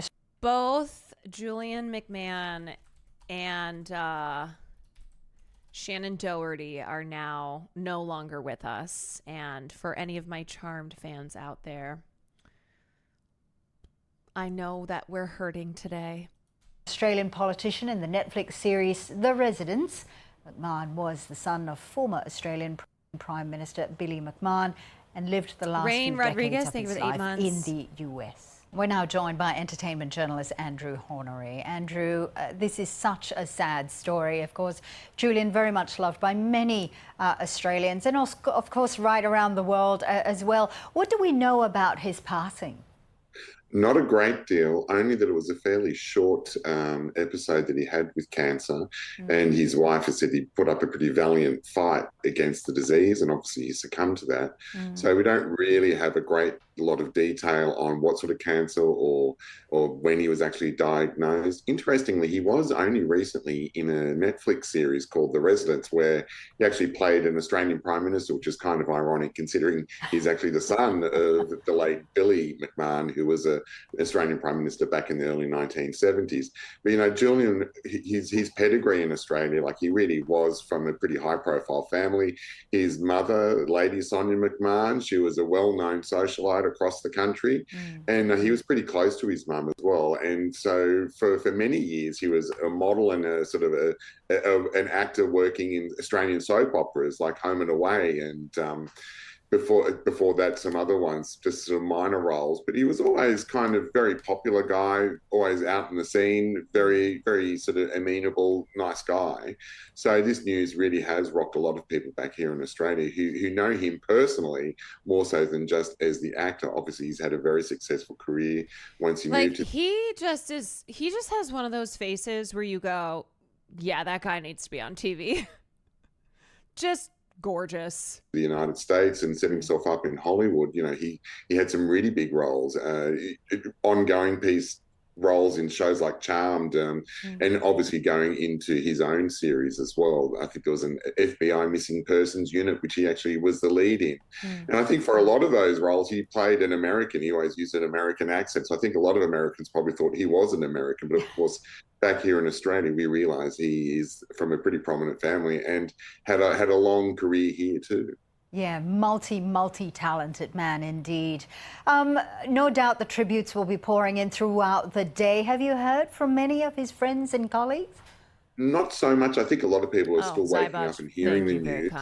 In Hollywood, obviously, it's in the afternoon where Deadline's reported this, and there's been a couple of people from the business who have come out and said it's a terrible shock. I'm convinced Australia is an island of only hot people, with the exception of who's that fucking weirdo again on Twitter? I literally can never remember his name. I just call him the weirdo. The weirdo on Twitter. Yes, Drew Pavlov. Yes. With the exception of that guy. A lot of people weren't aware that he was unwell. There had been some photographs published in the last couple of weeks where he did look pretty thin, I've got to say. Just so if ever I'm like, who's the weirdo Australian guy on Twitter? That's who it is. I think a lot of people have been speculating perhaps he might have had a health issue then. But of course, he still has family here in Australia as well. His parents are no longer with us, but he has two sisters that are in Australia. So this would be devastating news for them clearly as well. And of course, you know, he was married 3 times, and a lot of people seem to forget that his first wife was actually Dannii Minogue. And when they got married back in 1994, they met on the set of Home and Away. And that was a huge, big celebrity wedding. You know, helicopters in the air, magazine deals, paparazzi. It was an enormous thing, but of course their marriage only lasted 18 months. And so he was the brother-in-law at one point of one Miss Kylie Minogue. Yeah, imagine Kylie Minogue is your sister-in-law. So he was married to Dannii, Kylie's sister, for only, I think, like a year. Had a bit of a scandal about it because Sonia McMahon didn't really approve of the union, and that was kind of well documented as well. So I think, interestingly, he had a pretty high profile here. So for him moving to Hollywood, it kind of gave him a level of anonymity he probably couldn't get back here in Australia. You know, you talked about how his talent spanned film and TV as well. What role really stood out for you? Look, I think in Charmed, he was never really a serious actor. I don't think he'd be offended by hearing that either. He was kind of a guy that he chose roles which were, they're quite sort of humorous, some of them. Like he got to show his personality, which he was that kind of guy. He wasn't necessarily, a sort of Shakespearean thespian. He was more of the sort of guy that wanted to do those shows. There's a very funny series called Nip Tuck where he played a very promiscuous Hollywood plastic surgeon. I remember that, which I do recall very well. And that was quite an eye-popping performance in many cases. So, look, and I think he fucked with Nip Tuck heavy when I was in high school, so tell me what you don't like about yourself. I will say say the show went off the rails in the later season, as is expected for a Ryan Murphy show. But yeah, I think that's a good point where like Julian McMahon represents the type of actor who, you know, was successful. He worked for decades, but he was not like, he was how honestly most actors are, especially like the old kind of crop of television actors, where they knew what they were good at and they did that. And there wasn't this like, oh, everybody has to be, you know, like a Shakespearean theater trained, like very serious actor. And look, if you could figure out like what worked for you and find success in that, then great. The biggest thing he did was play Doom in the 2000s Fantastic Four movies, but his TV work is definitely way more memorable. Yes, I would say like that was definitely his biggest film role, but he is, when you think of him, you like, in my opinion, you would think of him as a TV actor because of Nip Tuck, because of Charmed, FBI Most Wanted. Like this guy was a TV actor. And I think what's happened a lot with the shift in big film star, like big serious A-list film stars moving over to television, is people forget that like that was a medium that was dominated by actors like a Julian McMahon, you know? And then you started to have like Meryl Streep and, you know, these serious film actors who then moved into the world of television because the industry shifted. He relished those sorts of roles because, you know, in many ways, that's kind of a lot of he would know that world from his own upbringing. You know, he did have a pretty privileged upbringing. So, and he's moved in those Hollywood circles for a long time. So I think he had a lot of fun dissecting those kind of characters and putting them to screen. Julian McMahon's former co-stars in More of Hollywood are mourning his loss. McMahon was known for portraying villain Dr. Doom in the 2005's Fantastic Four and the 2007 sequel Fantastic Four: Rise of the Silver Surfer. He played Christian Troy in Ryan Murphy's Nip Tuck and Cole Turner in Charmed. His more recent credits were in The Residents and The Surfer. And here's some tributes. Eoin Gruffud, who plays what's the guy's name? Who's the head guy in Fantastic Four? What's his name again? Reed Richards. So he played Reed Richards, and he wrote, "This is terribly sad news about Julian. Even though we were each other's nemesis, there was always so much lightness and laughter working together. Every encounter with him was a joy. It was an honor to be Dr. Richards. To his Dr. Doom, my heart goes out to his wife and his family."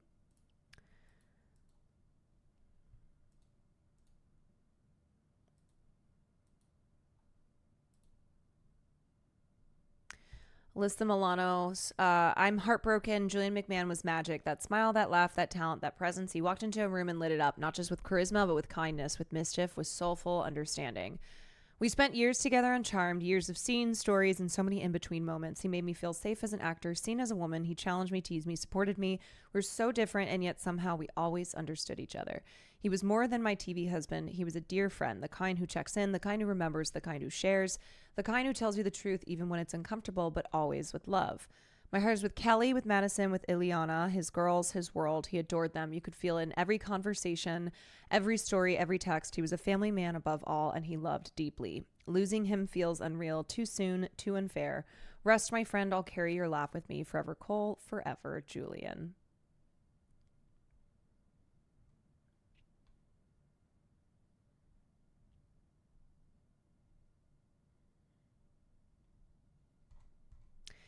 Dr. Doom passed away? Yes, Dr. Doom passed away.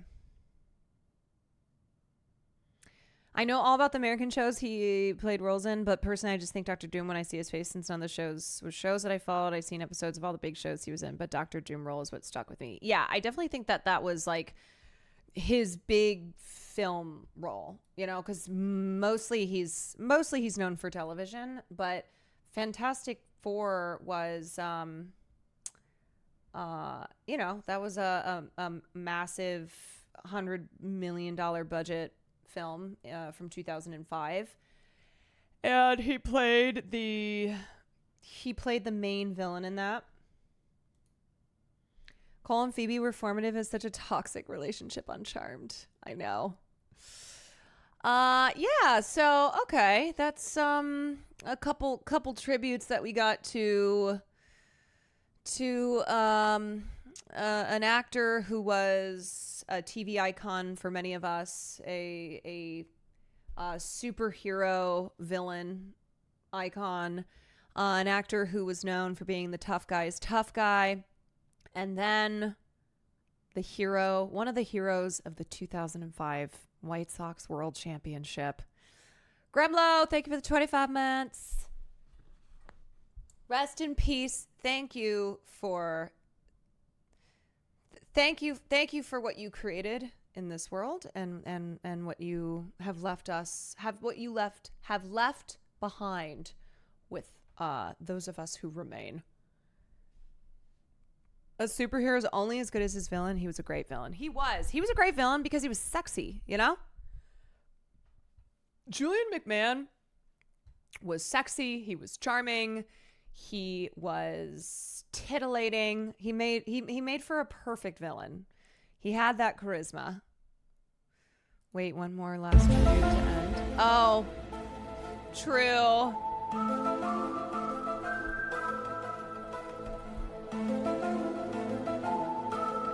Also, R.I.P. to Mark Snow, who composed the score for X-Files. An iconic theme song. Chills.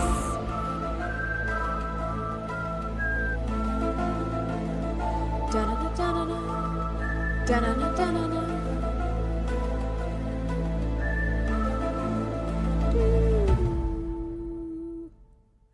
Yeah, he passed away too. He passed away at the age of 78. A 15-time Emmy nominee. He scored more than 200 episodes of X-Files and also made music for shows including Heart to Heart, TJ Hooker, Smallville. I was a big Smallville watcher. The Ghost Whisperer, and Blue Bloods. He was a veteran TV composer, Juilliard trained, and he started out writing for full orchestra, but then was one of the first to actually transition to the electronic sounds of the late 80s. So all of the X-Files TV music he created using synthesizers, samplers, and other music-making machines. My grandpa also passed away early this week. He was 98. Oh my God, your grandpa he passed away this week in the company of legends. R.I.P.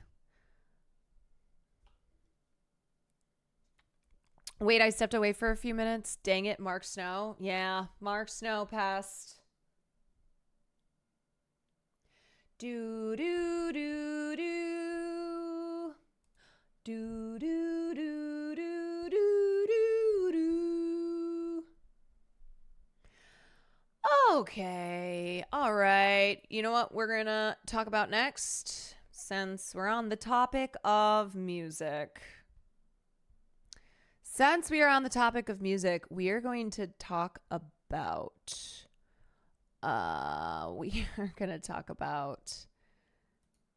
this. So a couple days ago, some friends of mine sent me this band, the This was something that we covered on the podcast. But if you do not know about this band called the Velvet Sundown, well, turns out, to no one's surprise, that they are an AI band. I mean, just look at the photo of them. How could there have been any debate that this was an AI band? They have been around for 2 months and have over 900,000 monthly listeners on Spotify. Their Spotify bio is so clearly AI generated, as is everything about this band. And it was very obvious, and people started to be like, hi, is this an AI band? Like, why are they being pushed to my Spotify feeds? Why am I seeing them everywhere? And they got, like, the Velvet Sundown started responding on Twitter and being like, not AI, but thanks, like, hope you're enjoying. And it was like this psyop. It was this very bizarre thing where Spotify and others who were pushing this band were trying to pretend like they weren't AI. And, you know, also whoever created this was trying to like pretend as if this was a real band. And that's really weird. That is very strange that they were trying to pretend as if this was anything other than what it is, which is completely unreal, like completely AI generated. Velvet Sundown and said, can you believe this? This is supposedly an AI generated band. So I type it in and I see a bunch of news reports on this. Here's the first one, Mashable. Is the Velvet Sundown an AI generated band? Digital Music News, possible AI artist, Velvet Sundown tops 370,000 Spotify listeners. It's actually way beyond that now. Stereo Gump, AI generated psych. Yeah, now 900,000, almost 1 million listeners on Spotify. Rock band, the Velvet Sundown racks up hundreds of thousands of Spotify streams. Music Alley, the Velvet Sundown are seemingly AI generated band with 325,000 listeners. Well, as of today, they have 473,000 monthly listeners, which is pretty insane for a band that has really no history. Okay, first let's listen to a little bit of this song. I guess it's their single, Dust on the Wind, not to be confused with Dust in the Wind by Kansas. So here it is from the top.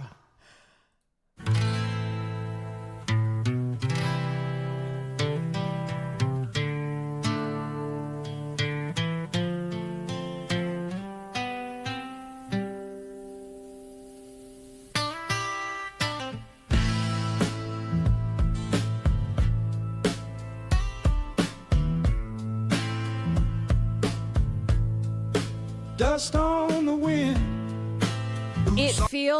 It feels like 100 different artists at one time. You're like, oh yeah, that sounds like there's some Led Zeppelin in there. Wow, that seems like there's some Eagles in there. Wow, like it's so strange because it's neither, like, here's what I would say. It's not that it's bad, but it's not that it's good. It's like nothing. It's nothing. On the ground, smoke in the sky, no peace found. Rivers run red. You know what I mean? The drums roll slow. Tell me, brother, where do we go? Now, let me read a little of one of these articles. This is from Mashable. This is by Christiana Silva. Have you heard of the Velvet Sundown? It's kind of like the Velvet Underground, except the Velvet Underground is definitely real. Like, I think there's this whole conversation to be had about how nobody cares if music is real anymore, and that a lot of people listen to music just for vibes, right? They're not actively listening to music. They're not forming their identity through music like they used to be. The internet has changed things where subcultures like punk, rap, hip hop, these types of music that people used to form their identity around, that a lot of it now is just like aesthetics. It's just vibes. Everything just being background now. Yeah, like you're just listening to have something fill the void rather than listening to have it mean something, to feel like you're forming your identity, you're like your political opinions, or just the way we consume music now being completely different. Like everything's just in the background. Real. The jury is still out on the Velvet Sundown. The band's photos look remarkably AI generated, too clean, not quite textured enough, oddly inhuman, yet it's racked up more than, and now at this time, 474,000 monthly listeners on Spotify. They're bio reads that they are quiet. It's like there's the experience of listening to music, and then there's the idea of listening to music. And something like this AI band is, I mean, it's not that this is even so different from other music that is human made, because what it shares in common is that it's just background, right? It's just filling the void. Like there is no feeling to it. Like you just feel nothing. Like it's the idea of listening to music. Quietly spellbinding and uses these odd, unspecific metaphors so common in AI-generated text, like comparing the band's music to a scent that suddenly takes you back somewhere you didn't expect. Jax, The thank you for Velvet the 29 Sundown months. aren't trying to revive the past. Their Spotify bio reads. They're rewriting it. They sound like the memory of a time that never actually happened, but somehow they make it feel real. But in the end, there's no actual proof that the band is AI generated, and therein lies the struggle. When AI music becomes difficult to catch, whose job is it to catch it? It's my job. So let's see if there are... Okay, since then though, because a lot of people caught on and went, what the fuck? This is so clearly an AI band. Well, now it has officially been confirmed that the Velvet Sundown is in fact AI generated. Oh my God, I'm shocked. But yeah, for a while, like the Velvet Sundown was trying to pretend as if they were not AI generated, and then finally have acknowledged like, oh yeah, no, we are. And you know what? I don't know if people will really care. I don't know. I think, I mean, first of all, Spotify has been pushing the Velvet Sundown to people's like recommended playlists, which seems very shady to me. And it is one of those where like I think AI has gotten to the point that it's unremarkable still, but it's fine. Like this is not something that if you were to listen to this in a playlist of music that had been curated by Spotify, that you would necessarily be like, hold on a second, that's AI. Because it'd probably be like other songs that you're listening to that are just very unremarkable and that you're not even like actively listening to. You're not even like really paying attention tools to. that can catch whether these are AI generated. I have an idea here. Let's go over to the computer to check this out. Before we go on, don't forget to hit the subscribe button. So I'm going to begin with playing an old song and breaking it apart into these separate tracks using AI, and we'll listen to hear if there are artifacts. Artifacts are just weird things that sound garbled. With old songs or new songs, it should be able to split it apart. Coconut Wiggy, thank you for the 5 gifted subs. Pretty well. And if it's an AI tune, it should have a problem doing that. That's my supposition. So let's see if we're right. I'm going to start with a Led Zeppelin song. So that's my old song. I'm going to use Good Times, Bad Times and see how well it splits out the vocals, the drums, guitars, and so on and so forth. Okay, so here we go. Guitars, drums,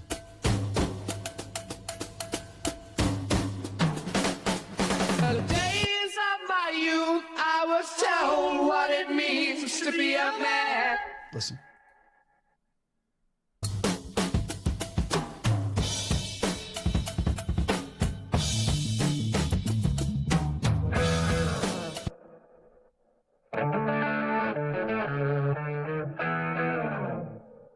Notice the reverb sounds complete at the end of it, and the reverb at the end of the vocal lines. Listen.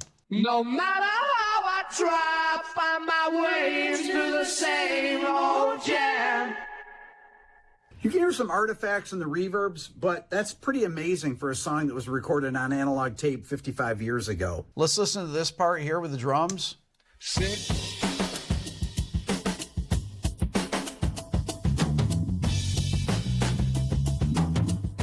Rid of me.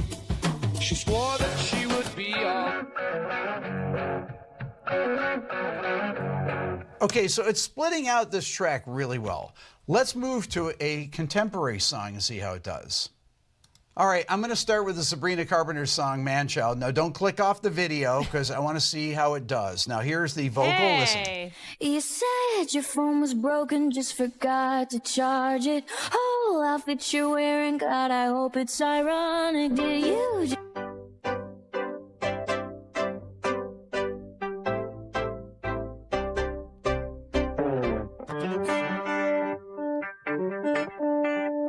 Does a great job with it. Really cleanly splits the tracks out. Next, let's move on to the Velvet Sundown to see if we can tell if it's AI generated. Now, if it is, what I suspect is that it will be difficult for it to separate the tracks. And So this guy obviously, what's his name? Rick Beto. I think he's a music YouTuber. This was a video he made 5 days ago to basically be like, okay, so there's this band that everyone's talking about. It seems to be AI, but they're denying that it's AI.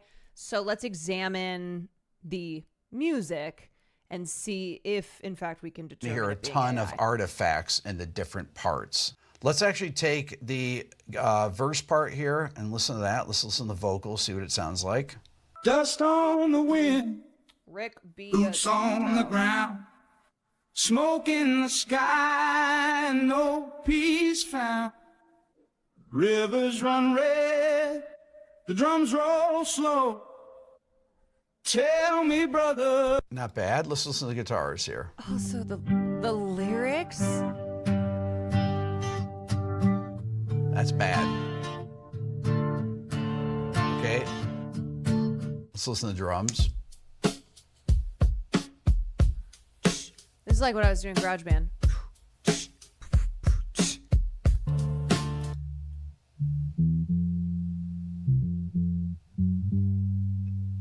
Raise your... Let's see what else we get here. That's it. So this sounds like the AI program that I'm using is having a lot of trouble splitting these apart. I'm actually using the one that's in Logic Pro. So this is Apple's version of AI that is a track splitter. And it does a really good job typically of doing it. But this is having a lot of problems. And I suspect that it may be because this is an AI track. And every time that you have an AI song, they are full of artifacts. And why is that? Well, one of the reasons is that it's trained on MP3s. As far as I know, it's trained on very low quality MP3s where they feed in the entire mix. So it can't actually separate out the parts. So the real important data that these AI companies need, like Suno or Udio or Udio, however you say it, is they need multi-tracks so they can hear the voices and things like that. But one of the problems is that even if you have the multi-track, you don't have the effects that were used in the mix unless they were printed in the session, which is possible. But for old songs, that's not the case. But you can hear how this is really struggling to separate out the guitar parts and the keyboard parts and things like that. You hear some vocal parts that have a little weird artifacts in them, but the guitars and keyboards are... It's doing a really bad job. Why would anyone go this far with an AI ban? I guess to see if they can get away with it. I think it's an experiment for many reasons. One, to see how many people will just go along with an AI ban because they either don't notice or don't care. It's a way to it's a way to test and be like, hey, can we make money if we create a totally fake band with AI generated everything, images, website, music?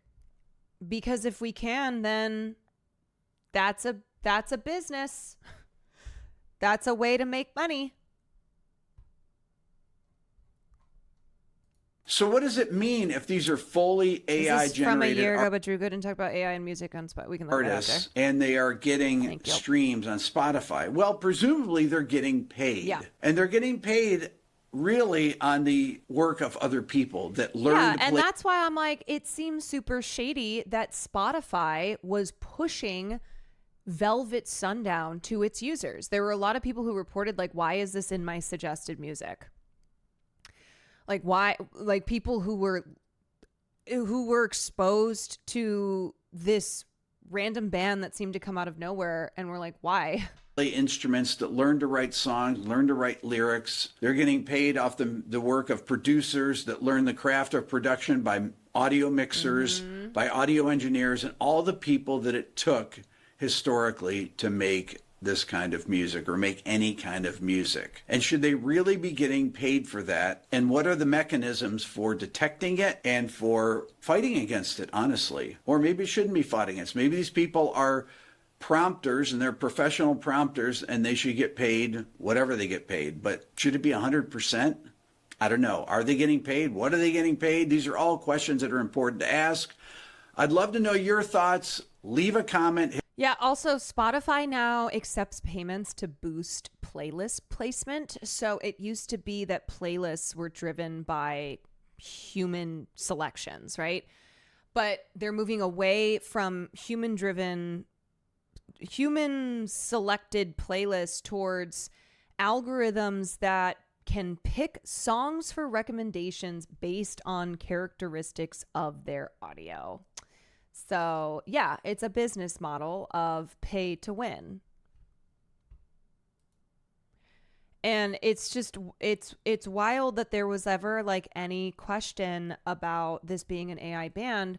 But I really think the real question is not, is this an AI band? But does anybody care? Does anybody care? Like, do people care if music is real anymore, or if it's just something to put on in the background? You know, it's like it's nothing. It's not good. It's not bad. It doesn't stand out aesthetically. There's nothing about the lyrics that like mean anything, you know. They're so basic, and they're lyrics that could be applied to anything. Like there's no strong voice that's coming through lyrically.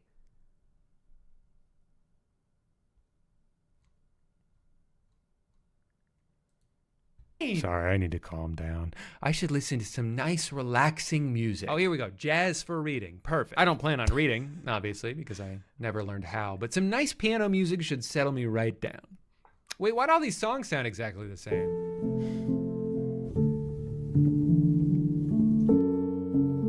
Who are any of these artists? It's like kind of a weird coincidence that they're all just first name, last name. Their profile photo is the album artwork of one of their EPs. They have no bio and no links to any social media. Most of them didn't start uploading music until this year, and yet they've ended up in these extremely popular playlists created by Spotify themselves. And what's going on with this guy's foot? There's something eerily non-human about these playlists, and some people have theorized that Spotify might be using AI to create a bunch of songs that they can package under random pseudonyms and then curate these into playlists that they push out onto all their users. They have AI songs, they attribute them to people that don't exist, and this allows them to take royalties that would go to musicians and keep them for themselves. I mean, just look at the number of likes on all these. They can advertise these wherever they want, all over their app. Now, I want to stress there's currently no proof that Spotify's doing this. I'm not saying for a fact that they are, but it's not hard to understand hypothetically why they would. Spotify, like Netflix, is one of those companies that came in and disrupted the industry by offering a deal that seemed too good to be true,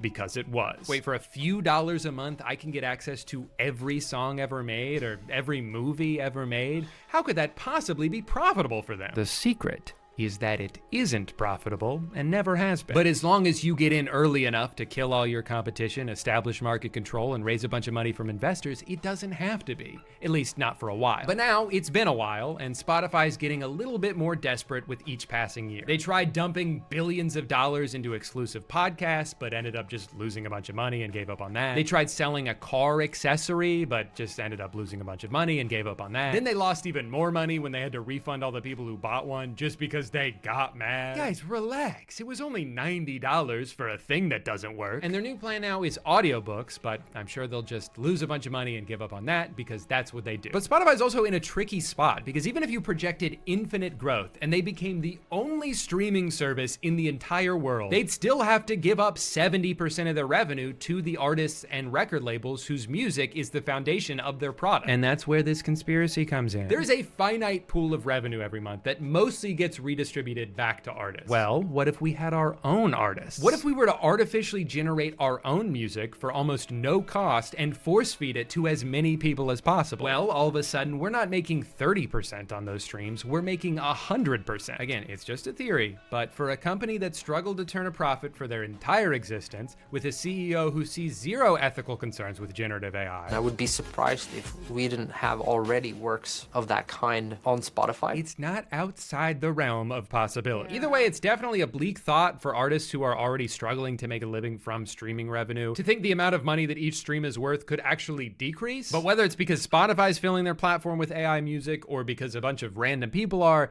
there's a good chance this is gonna start happening anyway. No human being could ever compete with the volume of output these new tools can generate. Udio can create an entire song in the time it takes me to grab my guitar off the wall. And because of how easy these things are. I also feel like one of like Spotify's big draws is that they curate and then generate playlists via your Spotify algorithm and give you like lots of new music recommendations, you know, an easy way to listen to hours of music in any subgenre. And so I wouldn't put it past them to be like filling those playlists that they are curating with AI music that they're then getting the revenue on all the streams from.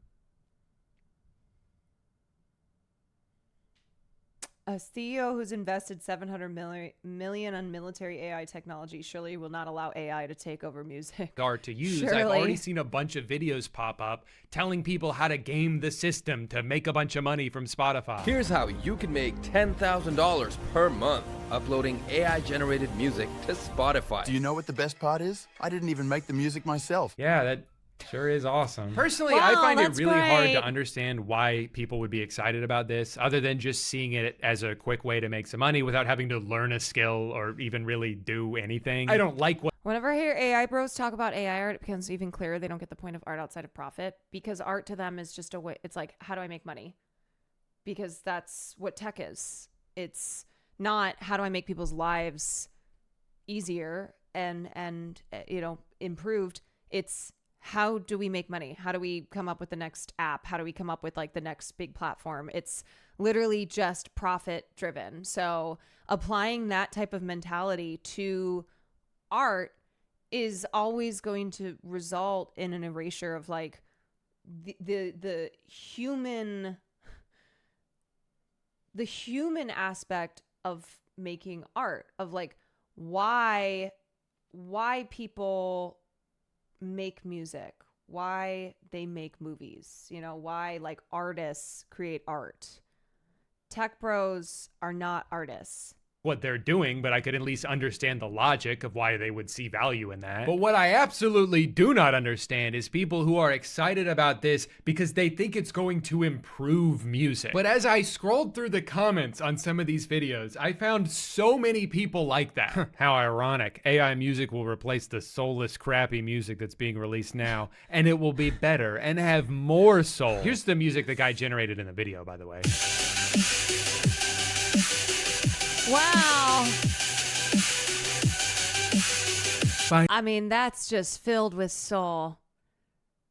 Finally, music with soul. So true, exactly. Before the internet, you pretty much needed to find a record label to publish music. Record companies would not bother with what they would consider non-profitable. With the internet and cheap mixing tools, anyone can publish, and as such, we get a lot of garbage out there. AI music could put a quality floor about what is acceptable. So what, so now we can't even fuck around with FL Studio anymore? It has to be deemed acceptable by a computer? And if record companies just had more control, then music would be be good again. Just for clarification's sake, I want to know what music they're referring to. 99.9% chance they're talking about pop music, right? Because generally when people complain about music that's soulless, they're talking about what's on the radio. There's Who do you not think commercial, is like curating what's commercial? The music on the radio? It's the record labels that you love. If making music was more gatekept, it would only make things more lazy and generic. Like, we live in an age now where what becomes popular is more democratized than it's ever been. Sometimes songs just blow up because they're catchy, not because Sony had a bunch of money to spend on marketing. Also, have you considered listening to something else? You know there's other radio stations, right? You know there's like a billion songs out there, right? You don't need AI to make But more. that's the thing, is that this is what I'm trying to explain of the difference between like actively curating and actively listening to music, where people just want it served up to them, right? Where they just, the way that they consume movies, that they consume music has changed. And so that's why they're like, oh, well, all this is shit anyway, so you know, AI will make it better. And it's like, it's because they're just going with whatever is being served up to them, rather than really diving deep and finding stuff that they connect with, that like speaks to them as individuals. Songs, you just need to get better at finding good ones. Like, I'm sorry, but if you're There's an anime by the Cowboy Bebop called Carol and Tuesday, about two girls in the future trying to make it as musicians in an age where AI makes all the songs on the radio. Oh my god, wait, when did that come out? I do feel like a lot of times anime is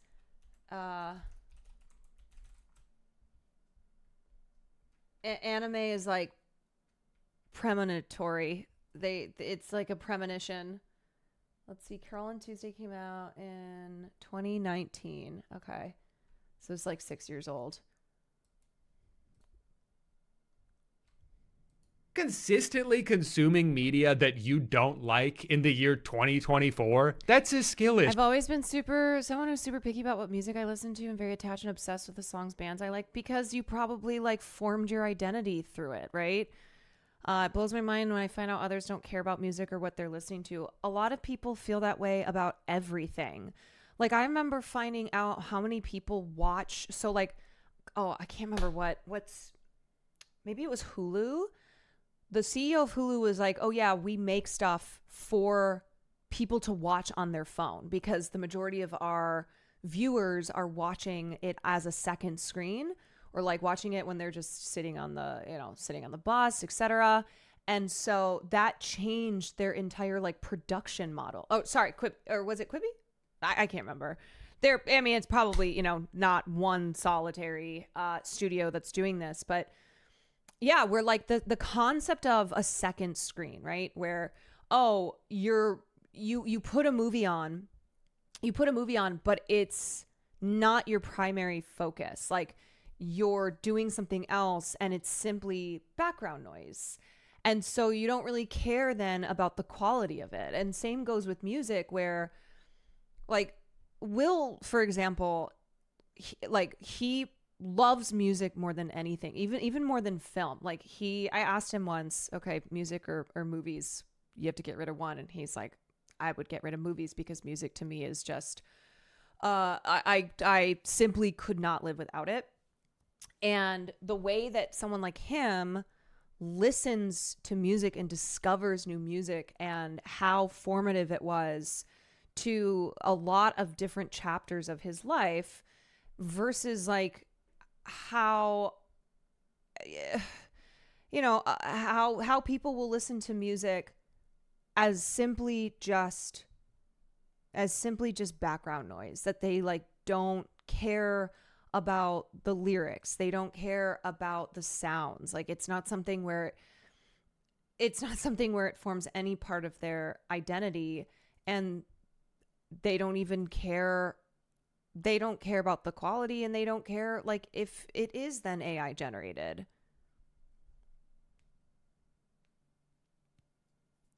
His Daft Punk stream was insane. Yeah.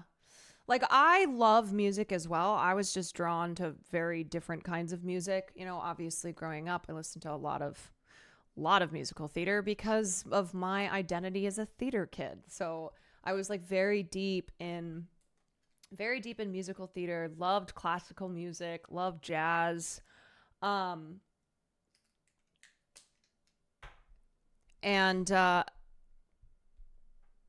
a single note can send me back. I mean, it's like how music is just tied up with memories, you know? I don't know if you've ever if you've ever looked at any research around dementia and Alzheimer's, but how music is a tool that will be used for patients who have Alzheimer's, where sometimes it's the only thing that can like unlock their memories, that can like bring them back to like life, to present day, to like, you know, come out of a period of dementia. Like, it's the thing that can just make them remember things from their lives.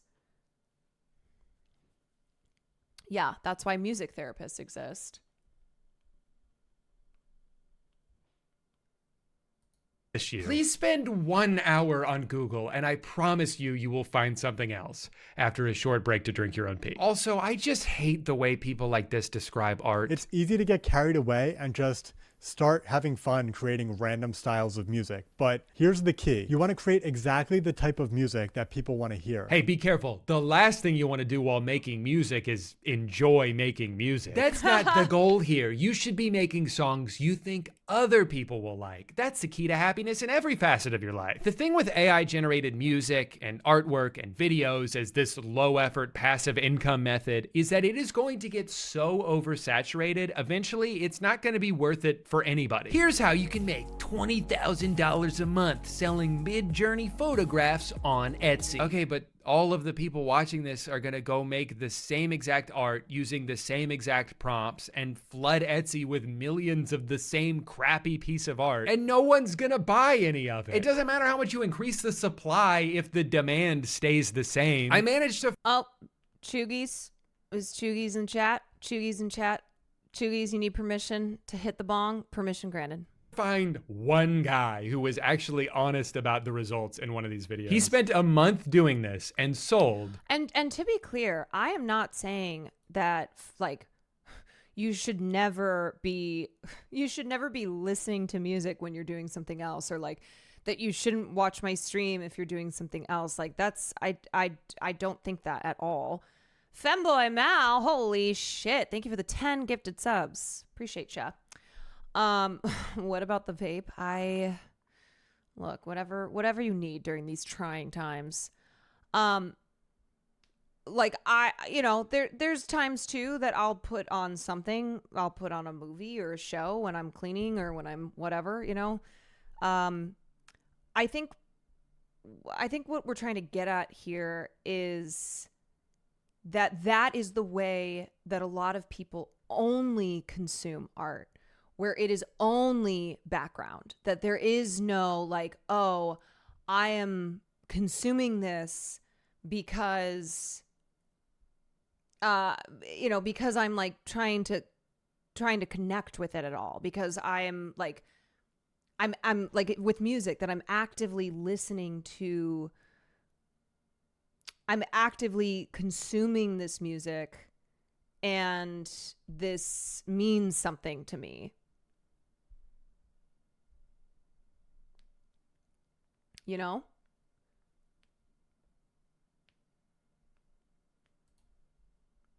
Magnemite, thank you for the 24 months.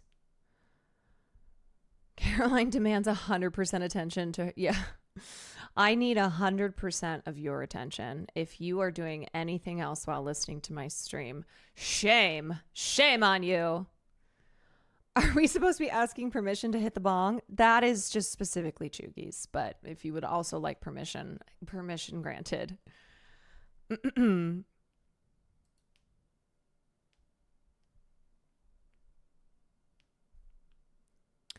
There's a difference between having music on for a vibe and vibing out to music.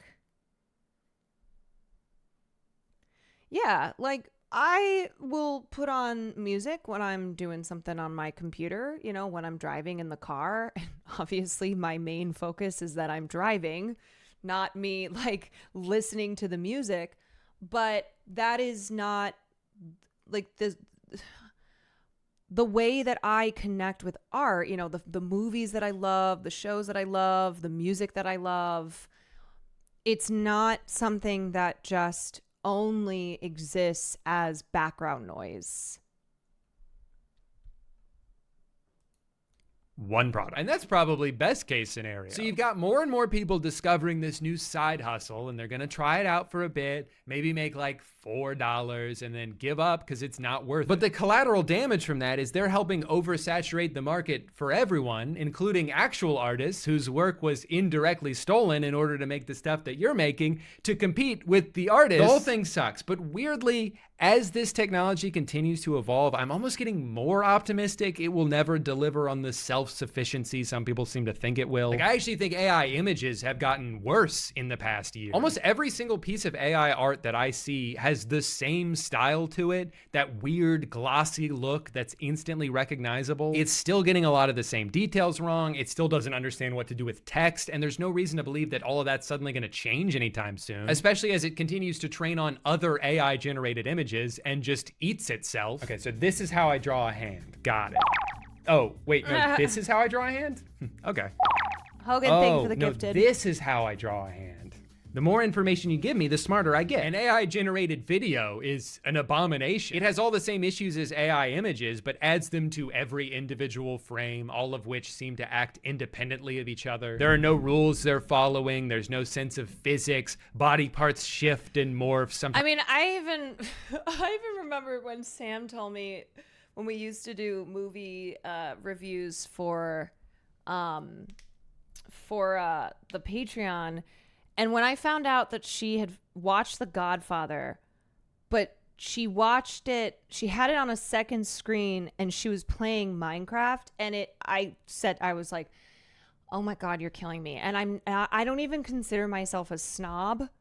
I am not a snob at all, but I was like, that is very painful for me to hear. And she's like, I know, but my ADHD, like I have to be playing again. I was like, I know, dude, but you are fundamentally though, you are missing out on what makes this film so great and like why it is, you know, why it's one of the greatest films ever made, because you're watching it as background because it's like on a second screen. I mean, I've been known to do Wordle and such during. Don't get me wrong. I also have like picked up bad habits of being on my phone. And so I will like force myself to put my phone down. Now, if I'm watching something I've seen a million times or it's just like whatever, you know, not a high quality piece of art, then I don't care as much. But it is this like, I do think that there are certain certain art that you have to really actively consume or you're not you are missing out on it. You know? Your movie breakdowns post movie nights have helped me learn to watch movies and media more critically. Yeah, I don't think that you always have to be an active consumer, but I think that if you don't have the skills or like the experience with active consumption, then you'll only ever passively consume stuff.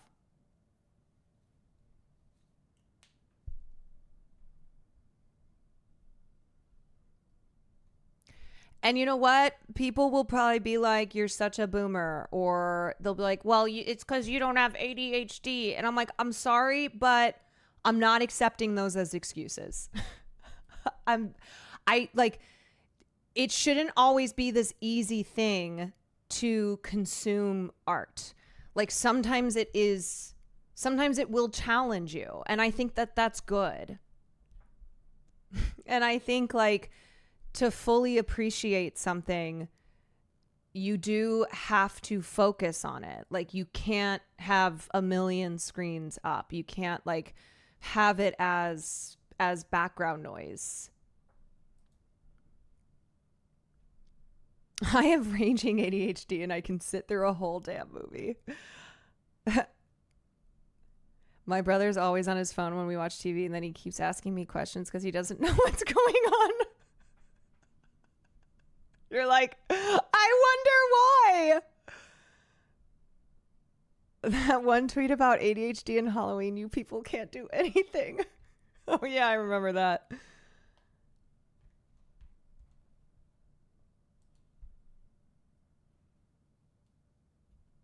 Yeah. Times disappearing altogether. Solid objects can pass through other solid objects at any time, resulting in this hellish dreamscape that's impossible to take seriously. And I think that people talking it up are delusional. I decided to put some famous album covers into Luma Labs AI. Here are the results. Fire emoji. The street looks so realistic. Followed when I saw this. Oh man, this is gonna be good. Who's that guy? Why did they all stop and run into each other? What are the cars doing back there? This is mine. Dope. This one is more fluid. You know, it's funny you say that. I actually think they both look like shit. This one's actually pretty good, though. I like how it just created two new guys and then covered up the original ones. Man, if that's not a metaphor for what's going on here, I don't know what is. One thing that has been lacking with AI-generated video up to now has been emotional performance from our I steal everything you say about movies to sound smart at work. That's very kind of you. Look, there's still a lot that I learn about film. AI characters, but I think we're starting to cross that boundary.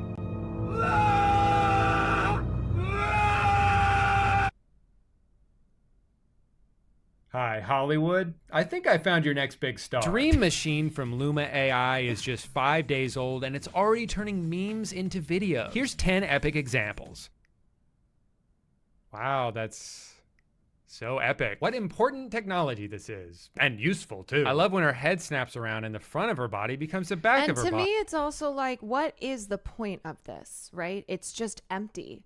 It's empty, but for people who don't care about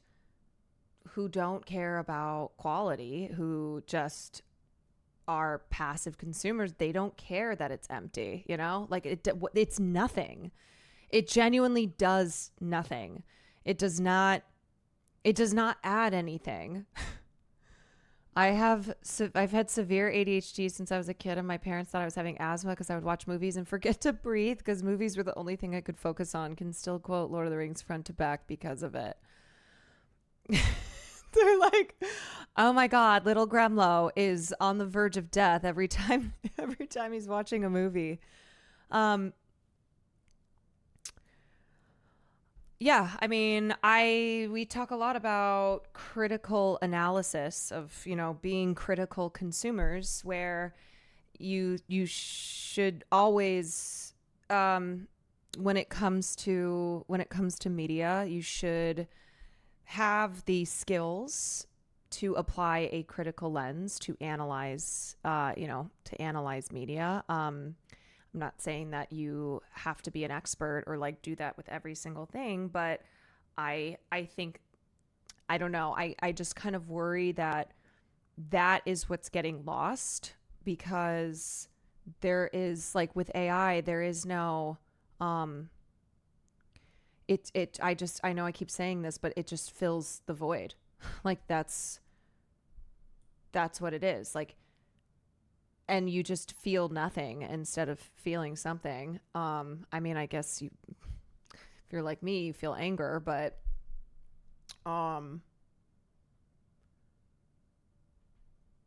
yeah, it just really is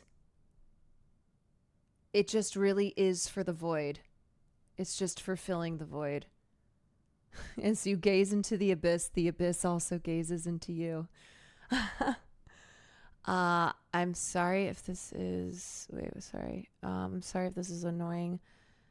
I'm hitting my own ADHD making a point art. Can we talk about Kevin McLeod?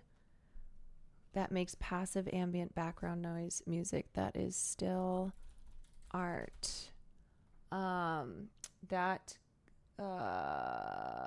arguably the most prolific composer that you've never heard of. He's composed over 2,000 pieces of royalty-free library music and made them available under a Creative Commons copyright license.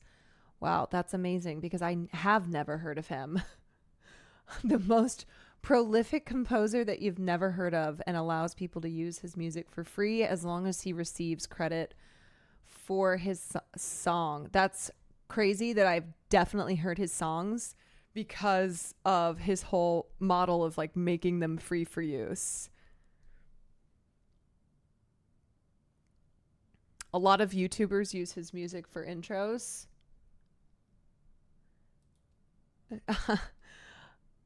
He makes the song that every T channel used. Ah, interesting. And I haven't watched enough of YouTube to probably have noticed that, but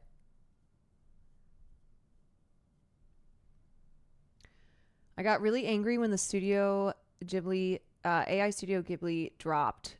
The reason those works are so important is because the care and effort put into them by humans. When you're able to replicate it without the struggle, lose everything special about it. Totally. Art isn't rigid. I don't think art is rigid, and I don't think it should be rigid. If you like ambient background music, what does it matter if other people think it's art? Okay, so that's like not... That's a very specific thing that is not the general thing that I'm talking about here, where it's like I'm not saying you can't listen to ambient background music. Like if I am writing something, I can't listen to music that has lyrics in it because it will distract me. Like I have to listen to something that is ambient background music. But what we're talking about, well, we first started off by talking about this AI band and how AI, I mean, this is a video about AI ruined the internet. And the question of not is this band AI, because obviously it is, but does anybody care if music is even real anymore? And this idea that like there are a lot of people who only have music and other forms of art to fill the void, that like there is no desire to like actively consume any art whatsoever, so you don't care if it is made by a machine or if it's made by a human.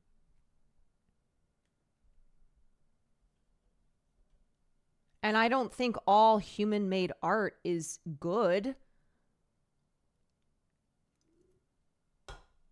There's a lot of shitty art out there, that's for sure.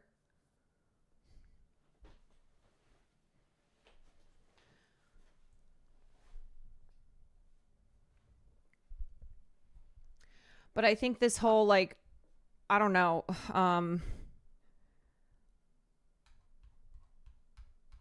I just fundamentally think that if you only watch movies or you only listen to music as something to fill the noise in the background, then I think you are missing out.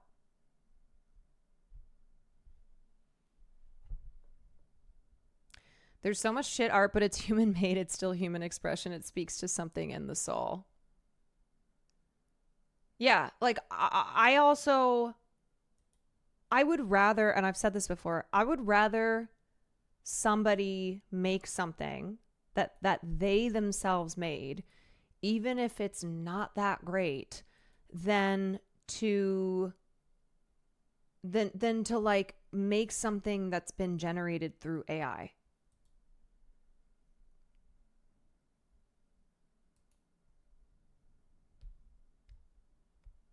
Sometimes there's human-made art that feels like it was made by AI.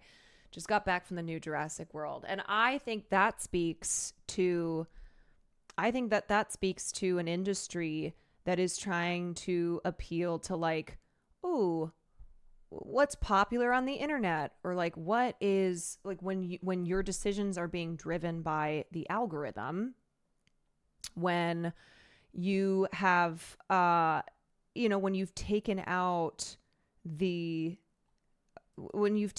like unique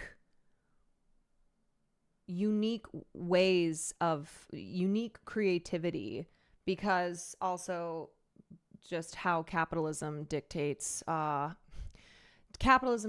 lot of art, you know, a lot of art being made just simply for commodification purposes.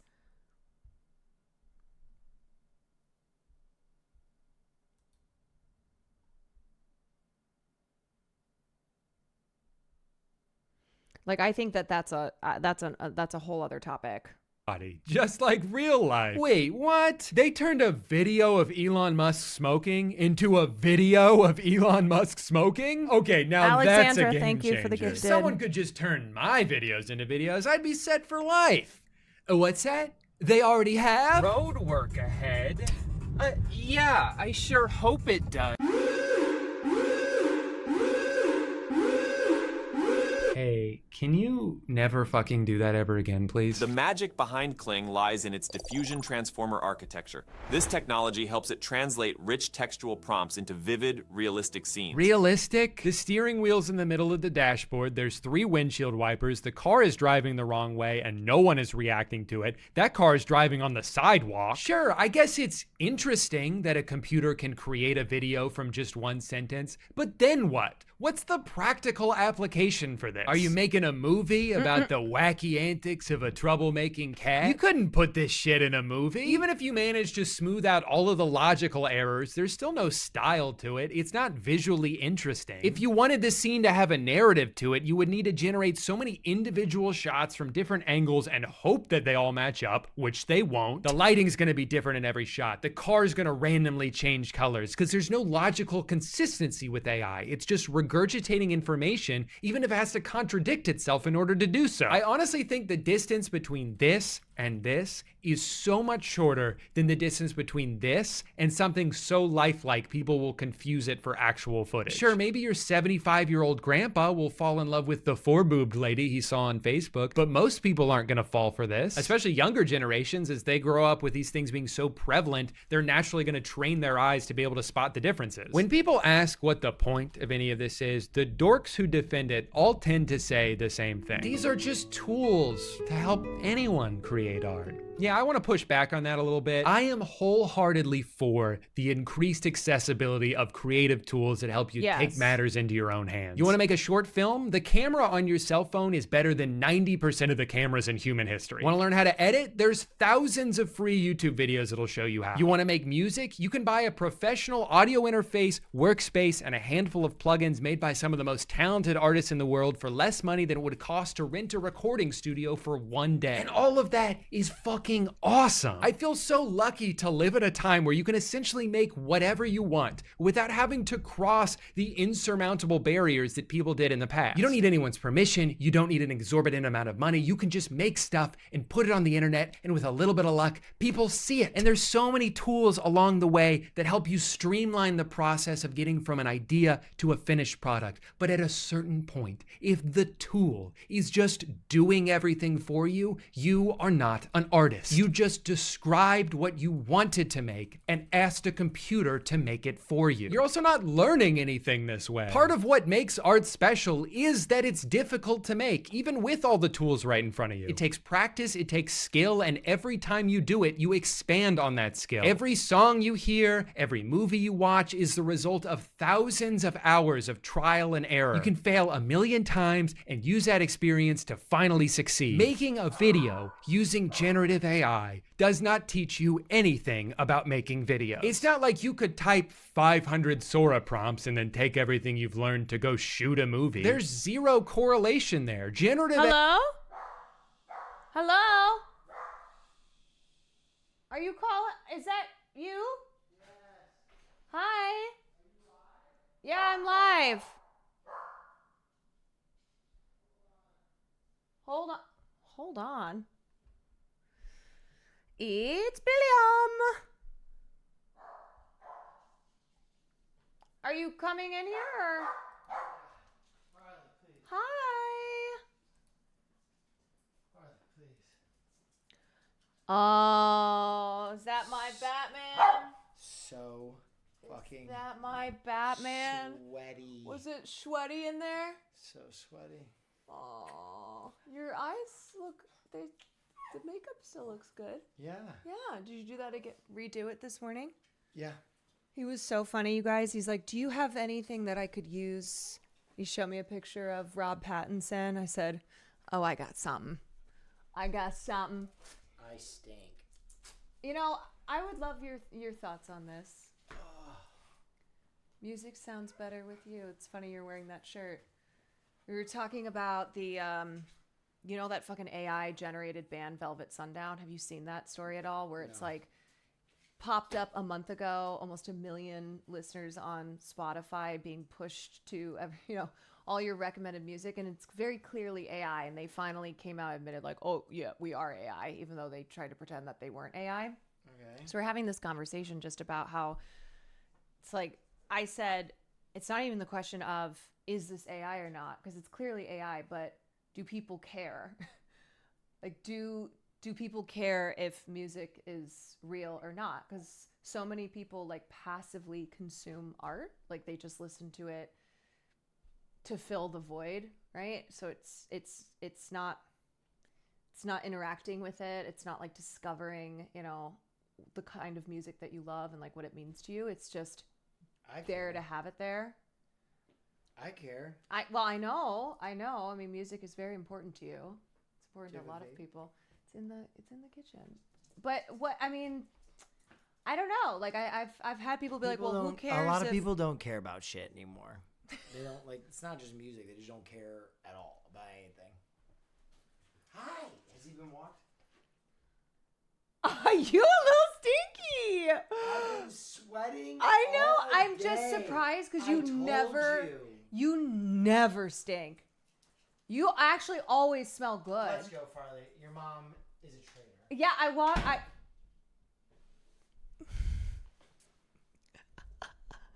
Oh my gosh. That was a rare.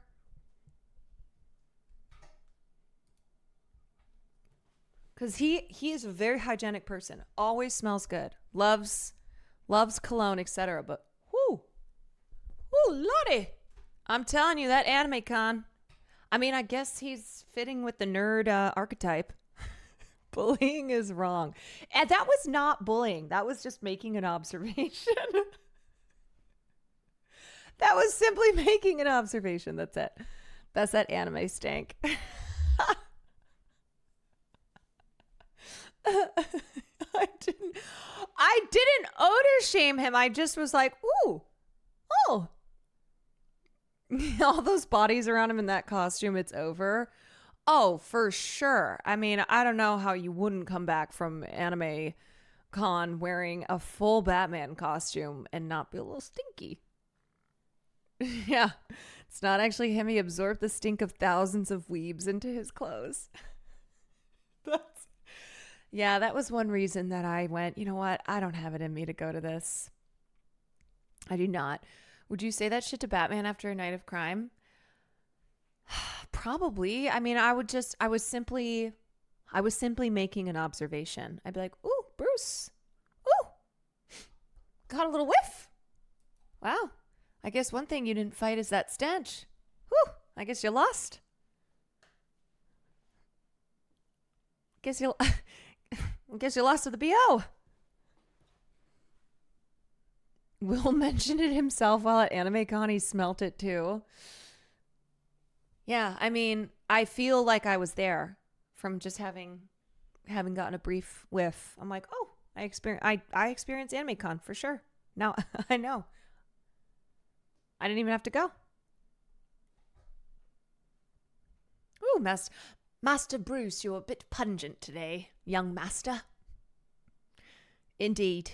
AI is only about the end product, but it won't teach you anything about the process it would take to get there. And I think what these tech people will never understand is that finally figuring something out that you've been obsessing over, turning a blank Word document into multiple pages of something you're proud of, is the fun part. That's what's rewarding about making stuff, is figuring it out on your own or with a group of people and getting to share in that feeling. Can AI tools help you figure out things faster? Sure, but it's not going to feel as rewarding. I understand how tempting a short shortcut can be, especially when you go online and you see all these other people doing cool things and you're like, man, I'll never be that talented. It would take me like 10 years to learn how to make music like that. Okay, that's fine. What's the rush? Just start right now. Don't worry about how long it's gonna take. Just take the first step. How are you ever gonna do something for 10 years if you won't even do it for one day? Maybe you won't be good at something the first time you do it. You probably won't. But every time you improve, that's something that you can feel proud of. That's something that you did. Call me stubborn, but I would rather make something shitty on my own than watch a computer make something good. Write a funny script for the end of a YouTube video. All right, folks, we've reached the end of this roller coaster ride of a video. If you survived my terrible jokes and questionable dance moves, you deserve a medal.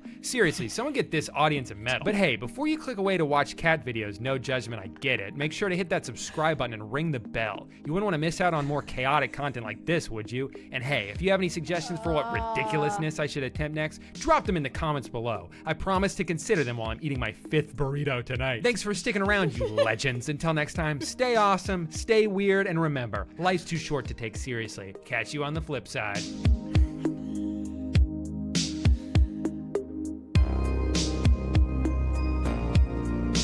Catch ya on the flip side.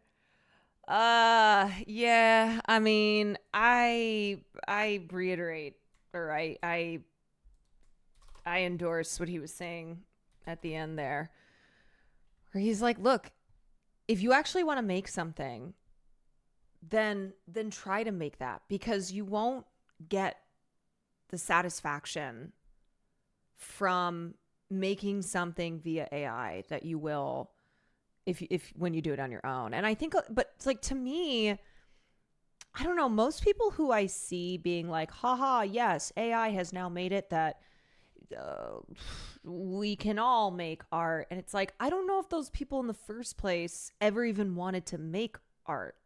You know, it's like, did you even want to make music, or was this even something that you cared about, or are you just trying to like, you just want to make money, or you just want to make content? I don't know.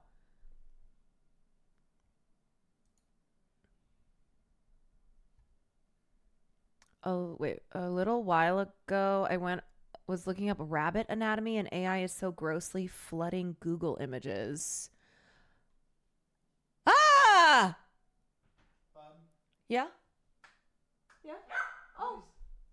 It's an AI art with a of a bunny with a uterus. Where's his collar? Oh, it's in there from his bath. Hi, my teeter. Oh, you know, it's not stinky, my teeter beater, because he had a bath. Farley. The TT boy had a bath. I'm sorry, this is so cursed. Houseophobia. Why did you have to put this? Why did you have to put this in our brains? It should not be able to show AI for health-related searches. What the fuck? Girl, get this off my screen. Done. It's off.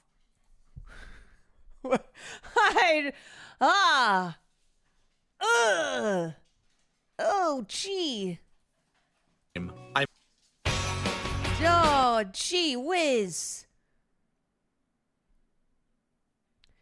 Man Carrying Thing actually did a serious non-mean video on the epidemic of AI slop writing that touches on the motivation of people who use AI to make art. Huh. A rare non-minute long meme video from Man Carrying Thing. Something that kind of altered my brain. It led, unsurprisingly, to a very heated debate about AI. Here is that tweet. The first 3 paragraphs of a ChatGPT review of the Rachel Papers by Martin Amis. Quite amazing. I think you could submit writing. And then the other thing, too, is like talking about, you know, critical consumption and whatnot. What you see a lot is people going, this is AI, or like this, you know, AI slop, AI fake, because it's the AI brain, right? It's this AI brain where now there's this inability there's individuals like not having the ability to create anything for themselves, and therefore thinking that no one else can do that or does that as well. And it is AI is making people dumber. Yes, we've talked about this. Like, AI is making people stupider. And I think it says a lot about somebody who is out there looking at everything, pointing to everything, going, that's AI, that's AI, that's AI. Like, is anything real? At Grok, is this real? Grok, what is this real? What does this mean? Of this standard to a magazine and get published. Took 3 seconds. This feels like the setup to a joke because I see it the same way I see cheating in a video game. You're just cheating yourself. Where's the satisfaction overcoming a level or in beating a personal best? Yeah. Yeah, you really are depriving yourself. when you actually read the ChatGPT review, it doesn't Whatever, take long thank you to for the A, 30 tell months. that it's AI, B, realize it Hogan, thank you sucks, for another and C, gifted. learn almost nothing about its topic. In the replies, I James just Marriott got here, backpedals a little WTF, bit what when we're everyone just pretty looking much at. unanimously says that it's hot garbage. Yo, this is a great example of what a bad writer's idea of good writing looks like. I don't think it's good writing. I'm just amazed at what ChatGPT has become capable of. It's much better than when I last tried it a few months ago. You just said, I think you could submit writing of this standard to a magazine and get published. You absolutely thought it was good writing. I don't think getting published in a magazine is necessarily the benchmark of good writing. What's your point? Because it's not even close to bad writing that you'd see in a magazine. No one would print that without heavy editing. It doesn't even make sense. There are some people who seem to share James's amazement, though. It's the end game for creatives, so utterly depressing. What do we do instead? Yes, I feel very sad about it. Become a plumber or something? Okay, let's take a brief look at the writing in question, then I'll get to my point. This review of a book from 1973 has a lot of adjectives. It sounds very smart, but it really doesn't say anything. It's a clever, cold-blooded debut dressed in the anarchic tones of youth. It announced a talent not so much emerging as already armored. Usually when you say not so much emerging, what, it's already emerged? But already armored against what? What? Technically alert, linguistically omnivorous, and philosophically caustic. Throughout the review, it's just listing a lot of things with adjectives that sound smart. It just sounds extremely pretentious, like no one would print this because it sounds like a student trying to sound smart. Like, what does linguistically omnivorous mean? You eat a lot of books? The result is a prose style that feels both effervescent and effortful. Effervescent and effortful are just such different things, but because they sound or start similar, then it, I guess, is supposed to sound good. Me when I'm trying to fulfill the word count. Charles's journal is filled with lexical excess, anatomical scrutiny, and relentless auto-analysis that verges on the clinical. So these 3 paragraphs, on the surface level, it sounds like smart words, smart writing. It doesn't build anything. It's not even like making a claim. But really, this Like, it whole doesn't mean situation cracked open anything. a broader question in my mind and sort of unlocked what has troubled me so much about AI in the past. The question is, who is this for? And I mean that on a commercial and on an artistic level. Like, what's the point of any of this? Anyone who's interested in a Martin Amis book from 1973 would find this review poorly written and have plenty of real reviews to choose from, or they'll already be biased against AI and avoid it anyway. Fans of AI and LLMs, learning language models, might be interested in the writing, but won't have any interest in what it's actually saying. Which again leads me to some broader questions. About a week ago, a clip went viral from UCLA's commencement ceremony of a student seemingly showing off that he used ChatGPT to complete his final assignment. As you'd expect. That is so crazy to me. It's crazy to me how, I mean, what that is cheating, and you're just like bragging about it at your graduation. And that's wild. Like, that's really wild, because back in my day, when you cheated, you kept that shit under wraps. You weren't out like bragging about it, but because it's AI, and because, well, everybody uses AI, and AI is a part of so many things now, there's like no recognizing towards that being cheating. I doubt they There was a fucking lot care of either. outrage. People saying his degree should be revoked. Other people being like, what's the point of college Even anymore? if you cheating just use should still be ChatGPT? hard. This is maybe the least surprising thing I've seen ever. For decades now, higher education has been disintegrating, costs inflating, the humanities eroded, the concept of education for education's sake, a thing of the past. How quaint. Right? None of this is surprising or new to anyone living in 2025. College is for getting a job. I graduated from UCLA in 2022, the same school as the ChatGPT kid here, and I see AI and its widespread use in academia as inevitable. In fact, I think it's the perfect escalation of what's come before. So the question in this instance of who is this for is pretty clear. It's for people who need to bullshit their work at 11:59 p.m., something I used to proudly do without AI. A few months ago, California State University announced that ChatGPT EDU will be provided to all of their 23 campuses. All right, I mean, as long as it's free, I guess. $16.9 million. At least they'll have it forever. Over an 18-month period, at least they're doing well enough financially to afford all this. A $375 million budget cut that will result in larger class sizes, decreases in course offerings, and a reduction in faculty and staff positions. When teachers are teaching with ChatGPT and students are learning with ChatGPT, we can enter a frictionless wonderland in which universities can stop paying teachers, extract money from students, and ship those students off to a world that can't use them. Imagining this frictionless I cheated future and still got an F.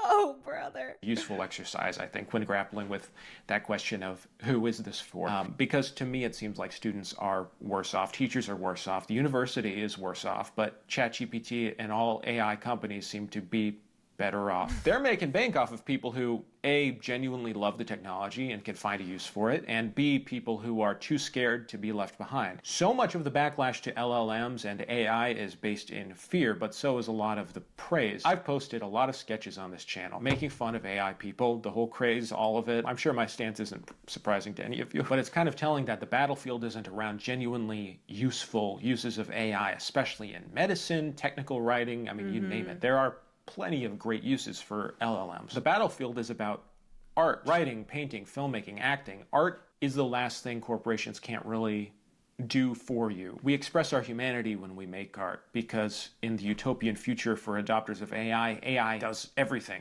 right? Except for certain manual labor, AI becomes the workforce so that us humans can do the fun human stuff and focus on making a better world. Yet, so many proud adopters of AI want it to do the fun stuff too. So again, I asked, who is this for? This whole question became unlocked for me when I discovered a certain YouTube channel. Let's call the channel Mr. Pee Pee Poo Poo. First of all, I don't want this anybody to be harassed inadvertently. Also, I don't want to give his idea. Excuse me, there is a Mr. Pee Pee Poo Poo out there, and that is called You Are Doing Any more Harassment. exposure than they already have. He's a relatively small channel devoted entirely to writing AI. Doesn't seem like a bad dude, just seems like someone with some bad ideas. Mr. Pee Pee Poo Poo, I'm gonna have to just stick with that now. He proudly teaches people how to write fiction with AI, the tools you need, the process. He writes his own fiction with the assistance of AI. He claims AI is just a tool, just like a pencil. You see, to him, writing by its very nature is algorithmic. Language is just an algorithm. Why not use AI to do the boring part of writing so you can focus on the fun stuff? What is the fun stuff for Mr. Pee Pee Poo Poo? World building. Crafting a big old world. We love world building. Who doesn't? And the boring stuff to him is the actual writing. He actually, in one video, he says that the least important part of writing is writing the first draft. I think most people would laugh at this because I'd say like 99% of successful writers say that they labor over every single word. They love language, you know. It's like saying you love to paint, except for the part where you actually put paint on the canvas. Also, writing is hard. Yet, Mr. Pee Pee Poo Poo's comments section is filled with grateful people. Writing is a process. It is very hard. It takes time. It takes labor.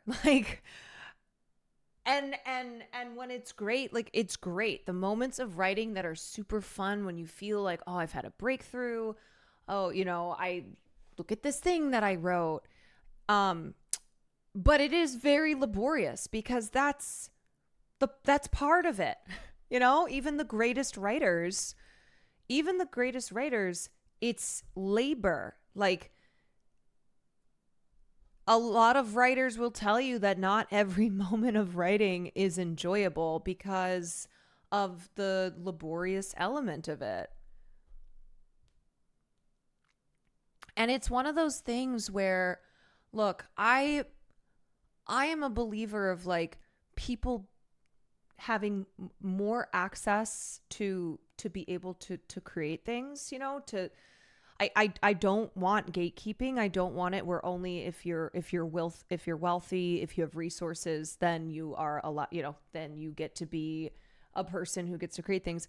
But also, not everybody can do everything. I think that's important to recognize. I am not a person who's ever going to be an amazing, I mean, I could get better, but like painting, for instance, that's just not something that I can do very well. Like I'm just not gifted with that. And I can take classes and I can get better, but I think it's like what we're getting what we're kind of blurring together is this belief that we should make things more accessible, and that, you know, art shouldn't be something that is gatekept, that is only available for those of, you know, a certain class, but then not confusing that with like, oh, well, okay, I want to be a YouTuber and I can't write my own YouTube intros, and so I'm just going to use AI for it because it's a tool, because everybody should be able to do this. And it's like, man,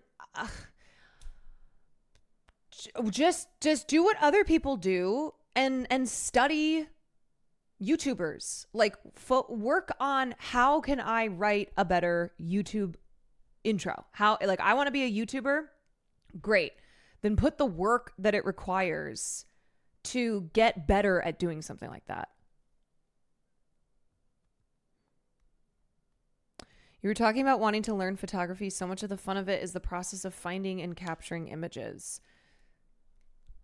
Yeah, and I like in my mentality, I wouldn't go, okay, well, I can't do this thing, so I'm just gonna AI generate photography images and be like, great, I did photography. Because one, no, I didn't. I would not feel any satisfaction from that. I would not be like, look at this amazing, you know, thing I learned. But two, like I'm not a photographer. I have never learned to do photography.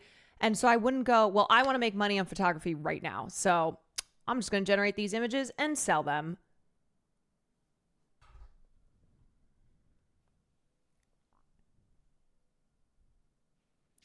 Part of what makes AI so insidious is how it targets people without wealth and ends up broadening the inequality. Worst example for me is that AI therapy is so ubiquitous and dangerous because real therapy is so inaccessible.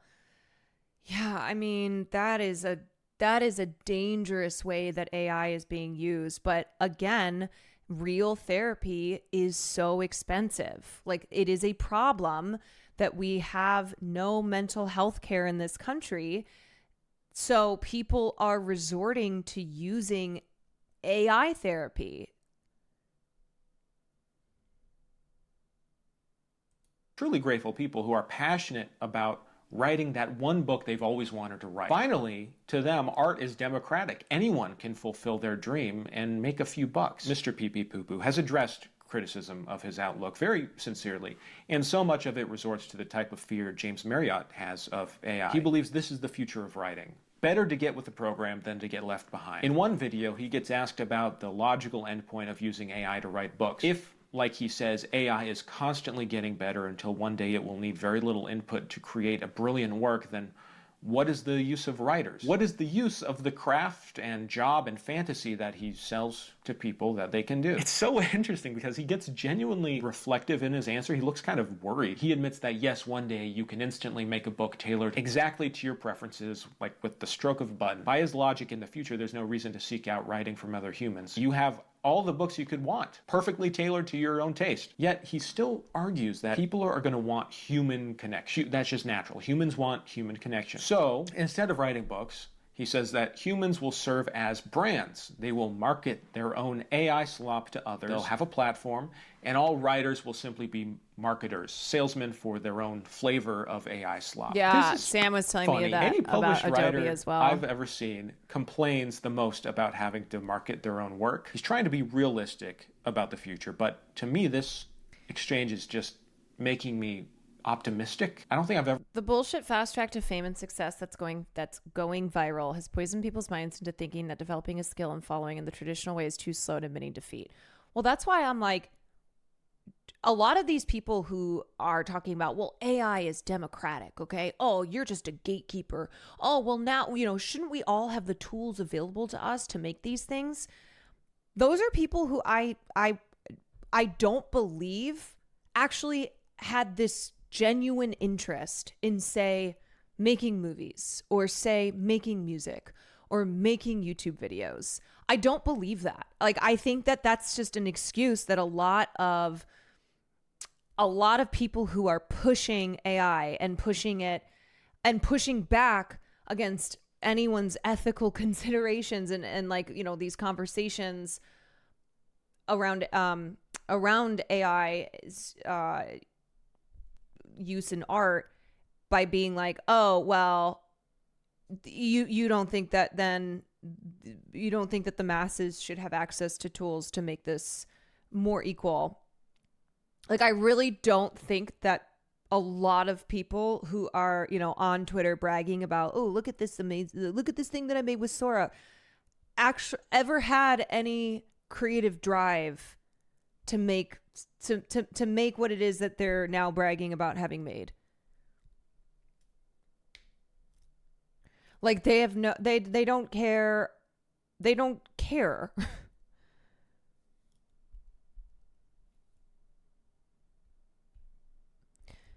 To be fair, since the boom of streaming, it feels more and more like Hollywood has seen an extreme influx of people born around 2000 or so that aren't going into acting for the craft and art of movie making either.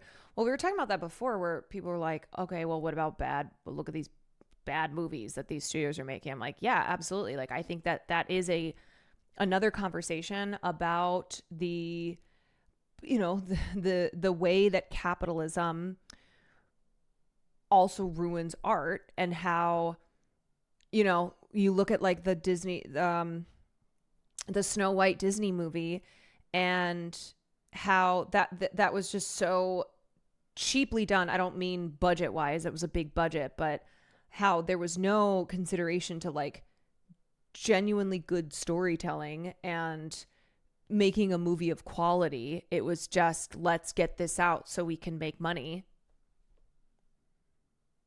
Never been more optimistic about the future role of art than I am grab my water lately, because it all returns us again to this question of who is this for? Who is this for? It's for Mr. Pee-Pee Poo-Poo. It's for people who want to make art but don't have the drive, who don't have the time, who don't want to pursue that. It's for people who want to make money off of writing a book, thinking a million other people don't also have the same idea. There is something in the air. I feel the change coming, a change in the way we relate to AI and specifically language learning models. John Oliver, just the other day, did a piece on AI slop, specifically video and pictures, and a big conclusion they came to is that AI slop is everywhere. Oh, I actually want to watch that John Oliver video. I haven't Tons of watched it yet. people trying to make a profit off of making it. AI isn't for viewers.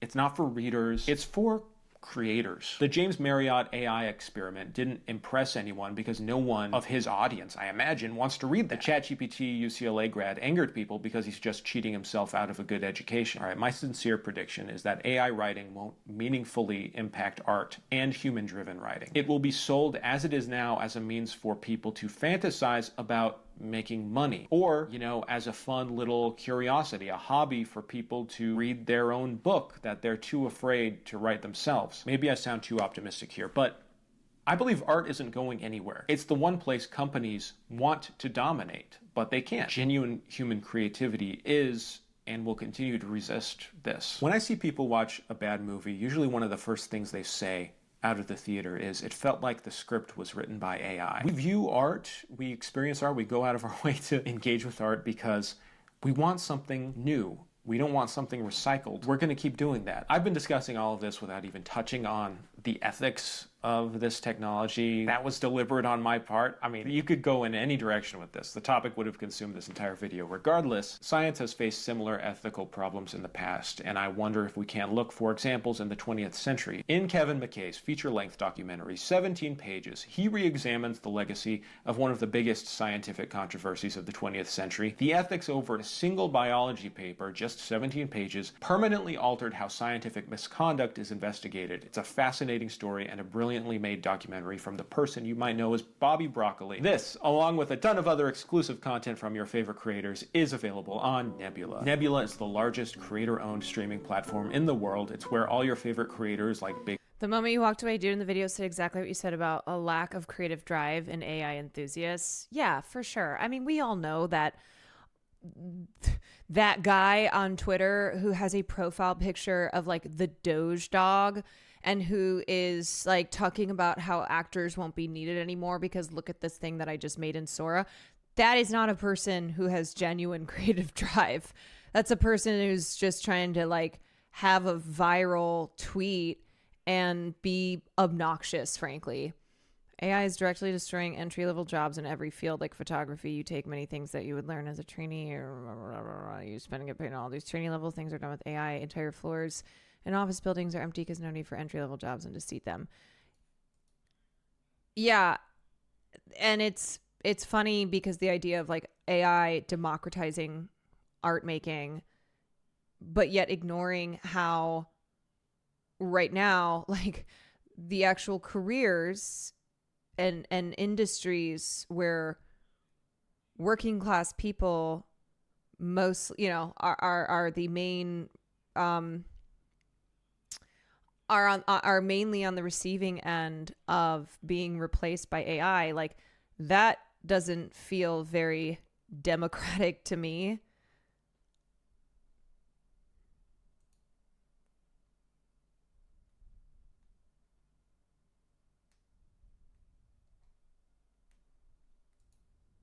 Big Joel, H Bomber Guy, Hello Future Me, create exciting new content. Nebula is growing fast as a streaming service. You can watch brilliant video essays and my 30-second shitpost. There's a ton of exciting original content being produced, from Jetlag to Abigail Thorne's Dracula's Ex-Girlfriend. Whenever I get a minute to relax, instead of browsing Netflix for hours, I pull up Nebula and I can usually find something great to watch in like 2 seconds. If you sign up using my link at go.nebula.tv/mancarryingthing, and I genuinely think like people are going to respond to like how the public views about something or views something. So if people just don't care enough about AI, if there's not pushback around its usage in across industries, you know, not just in artistic fields, but like everywhere, then there's this idea that like, oh, well, no one gives a shit, so who cares? Like the fact that AI is the dirty little secret in Hollywood in that it's being used a lot more than is being made public because it seems to be responding to this attitude, like these cultural attitudes of like, who gives a shit? You know, well, if people don't care, if people don't care enough about things being AI generated, then I guess we'll just do this. I guess we'll just like, you know, screenwriters who are feeling pressure to use AI. So they go, all right, well, I guess this is just the way things are now.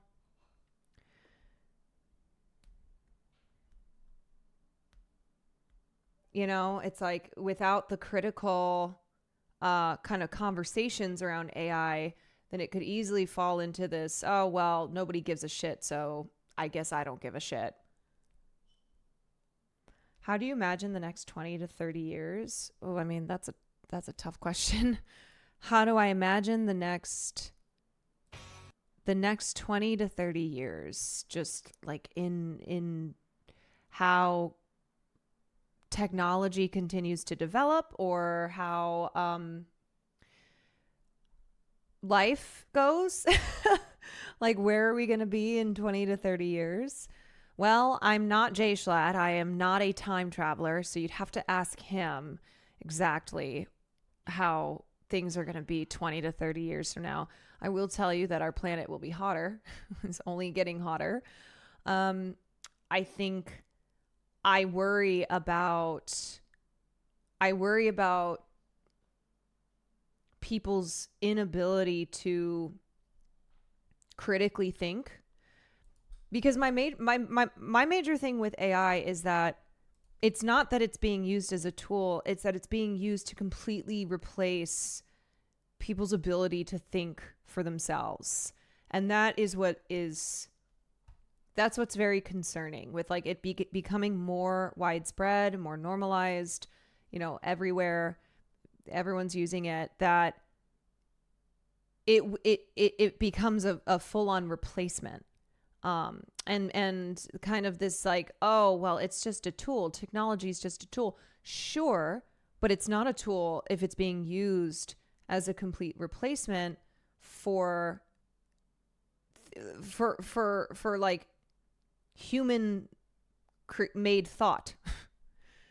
That if you cannot read or think or do anything because you just use AI for everything, that to me is worrisome.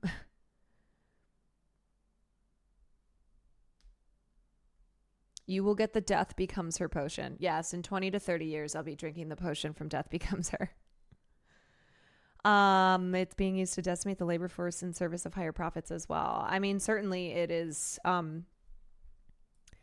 It's not hard to see how more jobs will be lost to AI, and we don't seem to have a plan in place, right? Life is as more expensive as it's ever been. This terrible piece of legislation just passed that is going to make life even harder for so many people. And so it's like, man, if we have technology advancing as it is and being used as a replacement for human labor, but we're not supporting human beings, that we are not making it easier to live, then these two things are running into each other.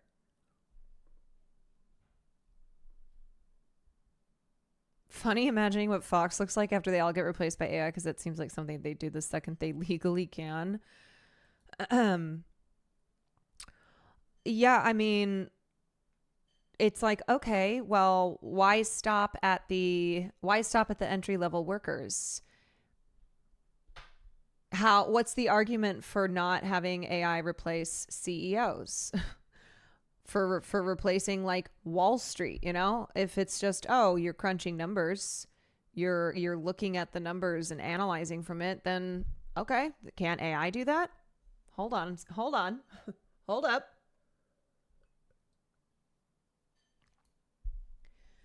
What if they make Tiny Chef AI? No, not Tiny Chef. Tiny Chef could never be AI. We gotta make sure Tiny Chef is never AI. AI Fox News would just be the 80s president shop from Back to the Future 3.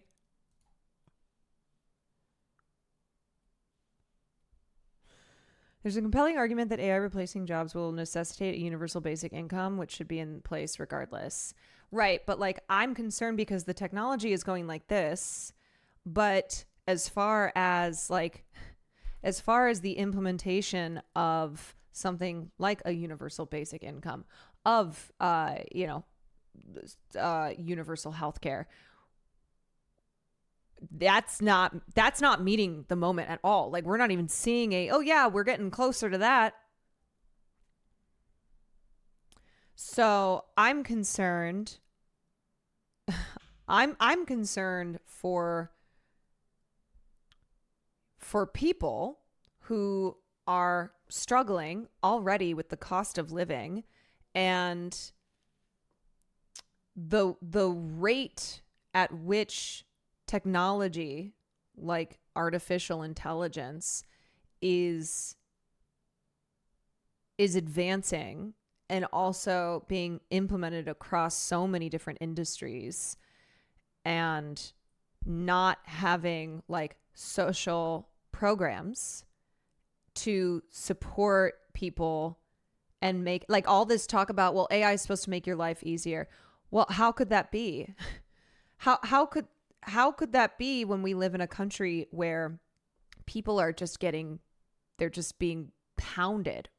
They're being economically pounded, and these tech companies and these tech billionaires love to talk about, oh, we're going to make people's lives easier. We're going to make people's lives easier. And yet they pour money into political campaigns and candidates who are doing everything possible to make people's lives harder.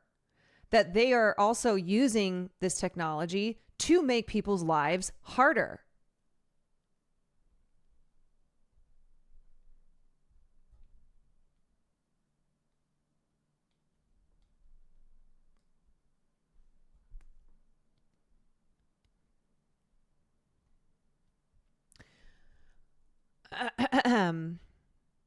Plus, the data centers, which AI depend on, consume so much water and generate lots of greenhouse gases, and it's screwing the climate further. Right.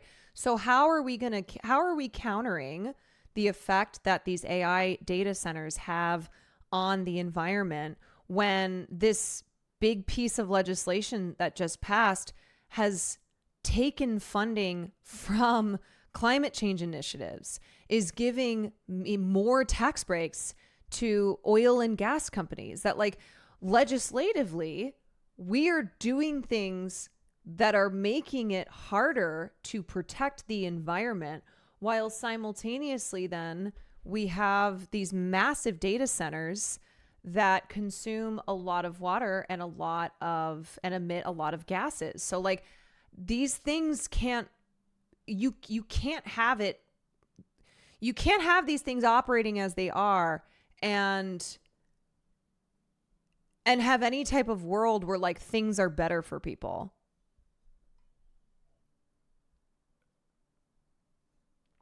HMGB King, thank you for the 23 months.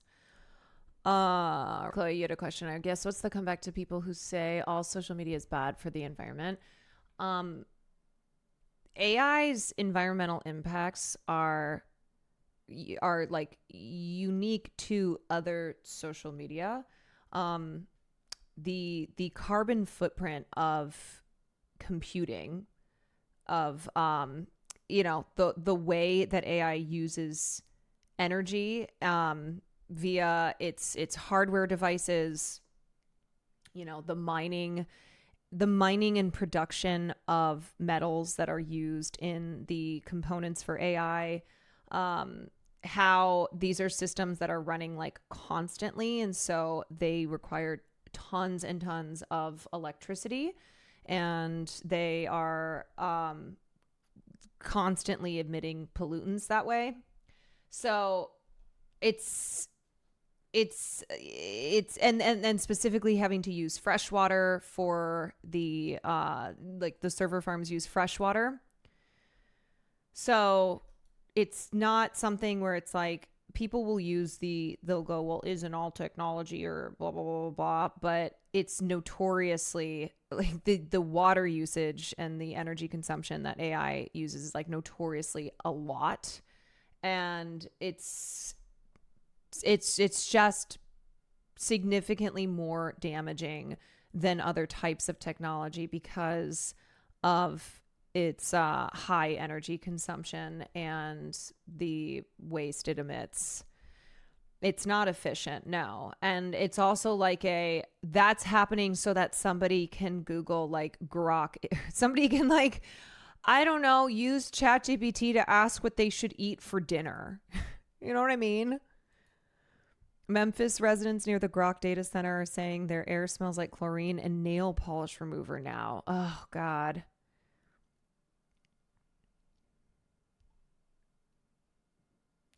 Researchers believe that each string of prompts uses roughly 16 ounces of water at data centers that house these AI systems.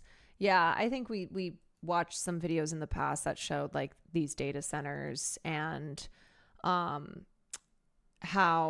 a lot of the energy comes from fossil fuels specifically, and showing how they constantly need fresh water in order to run.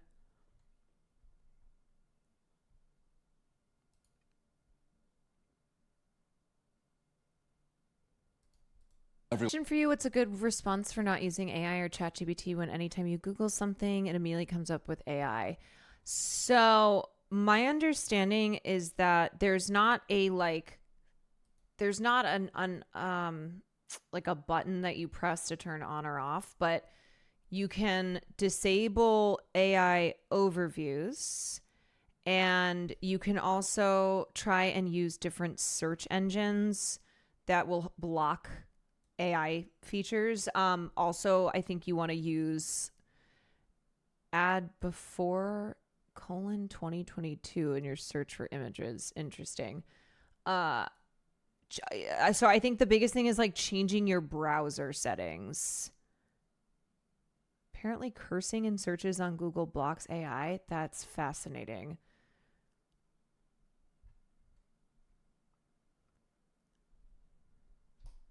Okay, wait, let me see. How to turn off.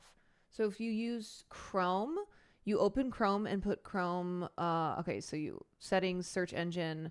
A new tab will open. Go to search engine, manage search engines, and site research. Click on the add button by the site search update. A new box will open.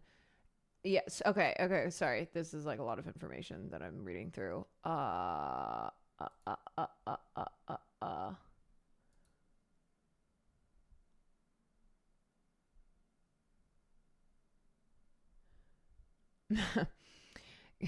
The first result when you Google how to turn off AI overviews in Chrome, and then an AI overview pops up. Okay, let's see here. So if you use Chrome, you go to settings, search engine, manage search engines and search. Under site search, click the add button, enter name Google/web, enter shortcut www.google.com, enter URL, blah, blah, blah. Click add. Then set the search type to default by clicking the three dots next to the shortcut you just created and clicking make default. Other methods, there are extensions that will hide AI overviews.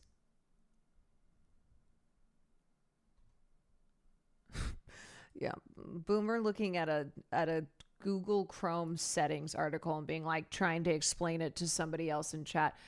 Honestly, whoever asked that, there are people in chat who will know. Oh, Phoenix, that was you.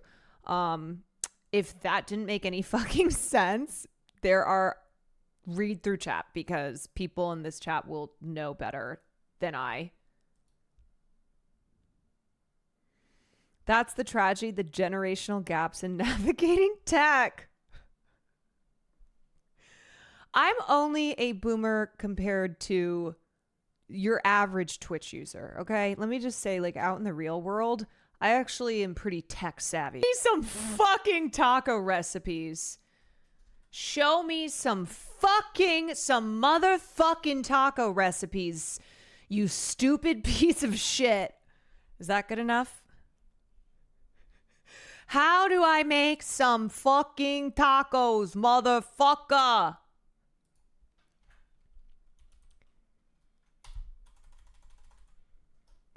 Cussing gets rid of AI, apparently. Let's try it. Look. Okay. Taco recipe. Okay, wait, did I manage to turn AI off already? Wait. What? Give me a taco recipe. Well, I don't even see it popping up. Maybe I did something. Try. How do I make tacos? Okay, there we go. There's the AI overview. How do I make tacos? AI overview. How the fuck do I make some fucking tacos, motherfucker? This isn't even gonna pull up anything I need.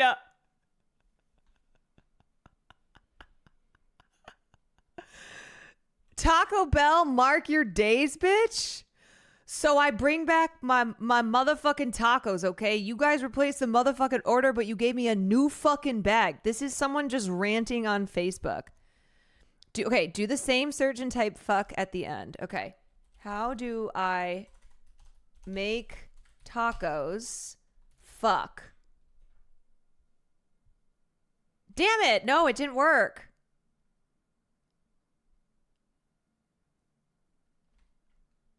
How do I make tacos? Period? Fuck. No. How do I make tacos? Fuck. No. Oh no. Now it looks like I want... Bro, you probably... You know that there's some AI image of tacos having sex. How do I make tacos? Shit. Nope. How do I make tacos?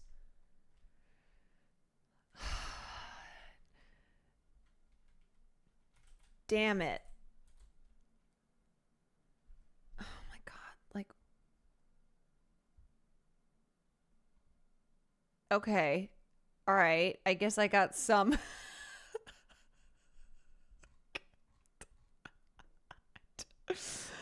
Okay. And that, my son, is how nachos are born. How do I make Now try a search with, okay, how do I make tacos minus AI? Okay, there we go. That's easy. All right. So if I write, how do I make tacos? Oh, wait, see, now it deleted it. How do I make, look at this, look at my search results now. Well, here's the AI mode. But we were talking about like the AI overview popping up. How do I make tacos? You stupid cunt. You stupid cunt. You're going to get ads for tacos now. That's actually, that sounds so good. I'm very hungry. Okay.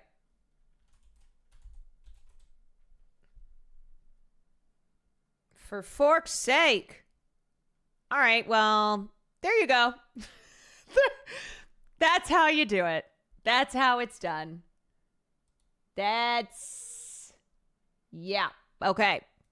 We have James Somerton, right? Remember that YouTuber that we talked about who is the biggest plagiarizer that was the subject of an H-bomber video? I'm thinking about that guy and it's like, oh, he can just use AI, you know? Before he was just like straight up ripping from journalists' work that he was just copying and pasting it. And now it feels though, if I'm James Somerton, I go, oh, I'll just use AI. That's what I'll do.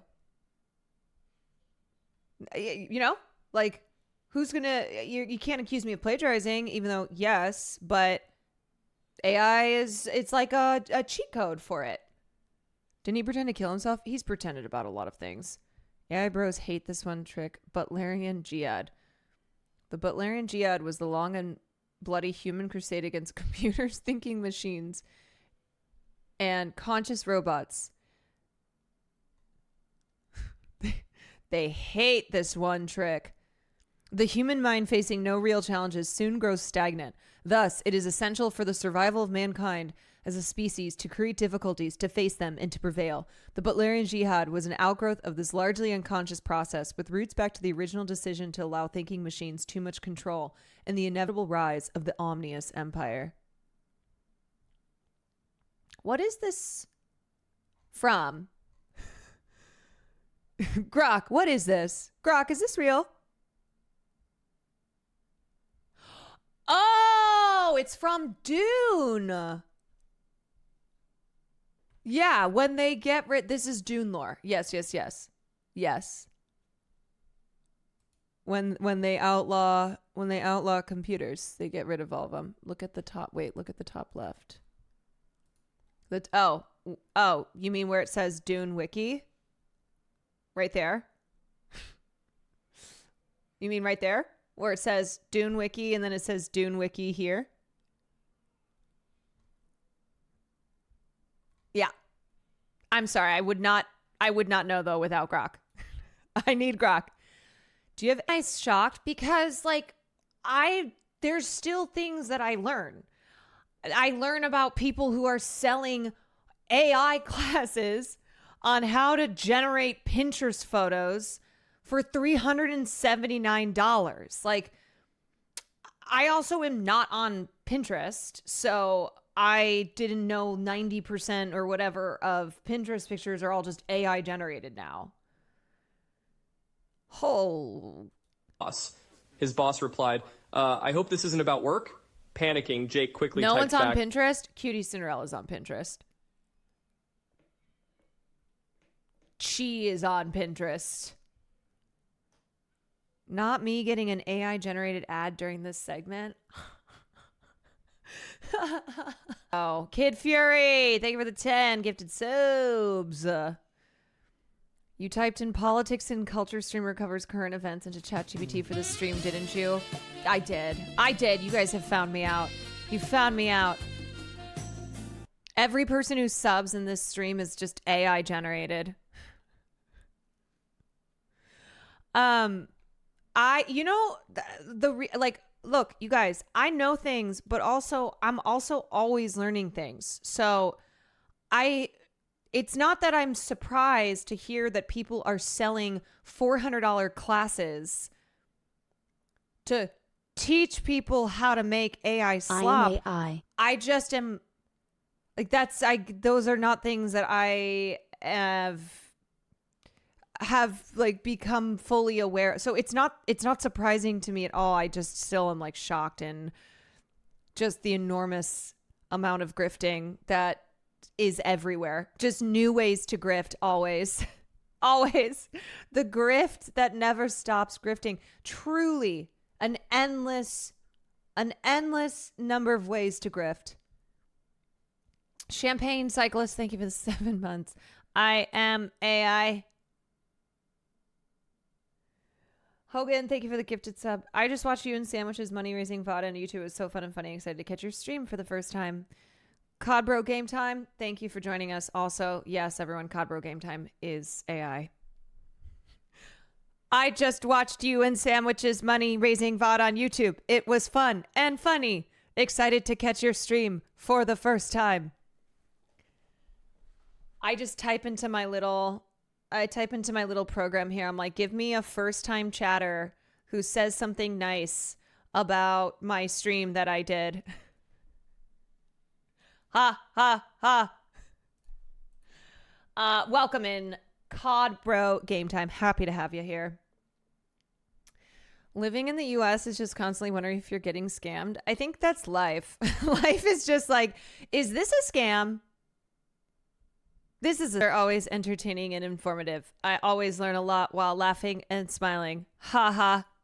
Now, I'm guessing you can't make a ton of money off that. And honestly, you aren't working to make a ton from the platforms either, because for all the talk of riches... You know what, actually? I have noticed this about Etsy. I recently went on Etsy because Ludwig's birthday, his 30th birthday is tomorrow. And Cutie was like, if you want to bring a gift, we're going to, sorry if it's cringe, but what do you get for your YouTuber boyfriend besides a YouTube video for him? So, get a gift that he can open on for a YouTube video. And I was like, oh, I went onto the internet and I went onto Etsy and I was like, what is all this crap? Like I hadn't been on Etsy in a while and I was like, it's all the same. It's all the same. And it's just garbage. And it's all drop shipped. Yeah, absolutely. Like I remember back in the day, Etsy was a place where you would have like small business owners, that as part of their business of selling things that they had created. And now it's just all drop shipping. It's just all the same stuff. You can still find some valuable stream content on Etsy. Oh, I bet you can. On those Slop Gurus videos. My mother was a small here can be business. relatively small. My mother was a small business and Etsy killed her. Of people believing things that aren't real. But then people not believing things that are real because they just go, that's AI. Because a lot of times you'll see video footage from, let's say, something that happened 20 years ago, but that's got a caption that's pretending as if it like just happened. Or you see things that are just completely AI generated. And so you have this mix of issues where it's like, oh, when it comes to Israel and Palestine, there is no shortage of horrible videos and scenes out of Palestine. But you also have like people that AI generate stuff. Do you remember when the All Eyes on Rafah, when a lot of people were posting All Eyes on Rafah? This is back when there were supposed red lines. And the image that was used was an AI generated one. And a lot of people rightfully were like, okay, this is not good. Not good. Why are we? Because that was shared. That was like the one thing that went super duper viral, that you had a lot of even celebrities who were sharing that because they all share the same shit. And it was this AI generated image of, I mean, just AI generated image with the all eyes on Rafa caption.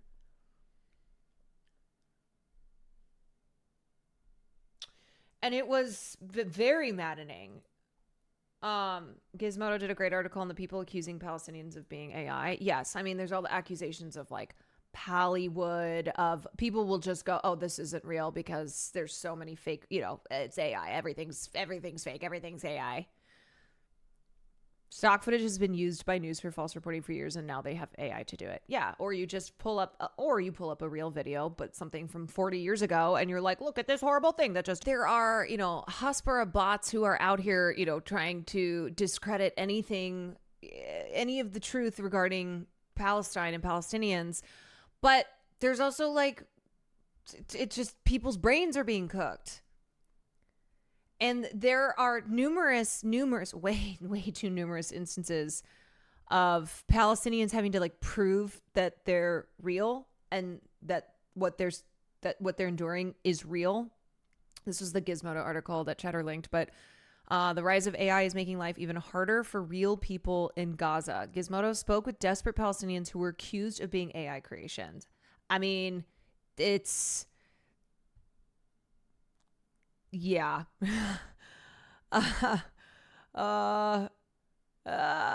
controversy started with a photo posted in May that features Saeed asking for help. Saeed Ismail is a real person, but no matter how much proof he posts online, people keep calling him fake. And what's crazy is that there's probably like AI accounts that are like being operated to say these kinds of things. Like, what was I reading today? I can't remember who had posted it, but like, it was an article that was talking about like MAGA women accounts that are all AI generated, and they all have bios that are like wife, Christian,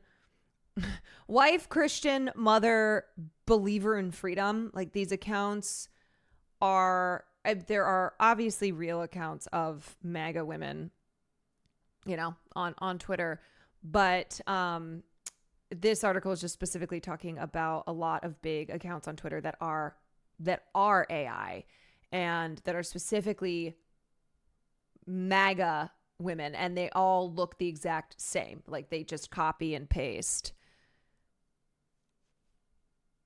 And yeah, I mean, this is the thing that I was talking about, where it's AI brain, where people will just accuse everything of being AI. Like, whenever I write a long tweet on Twitter, which I'm a leftist, I do that often, I'll get hit with clearly she used ChatGPT. Clearly this is AI. No, I didn't. But that's just a way, one, to dismiss the actual content of my posts, and two, because there are a lot of people who are incapable of any type of thought, and so they don't believe that anybody else is.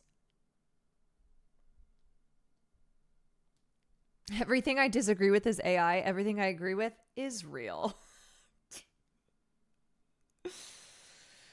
There are so many GoFundMes for people in Gaza, and you can't tell who's real. That has been an issue with the GoFundMes, like, you know, scammers making fake GoFundMes. That unfortunately is a thing that happens in times of crisis. That's the gist of it, because it doesn't matter if he's making the cabbage guy or whatever it is. The fact that, like, you know, that was a human being who used a chainsaw to carve that is wild. Like, my God, humans really do have the capacity to be so incredible. Like, just talent beyond your imagination.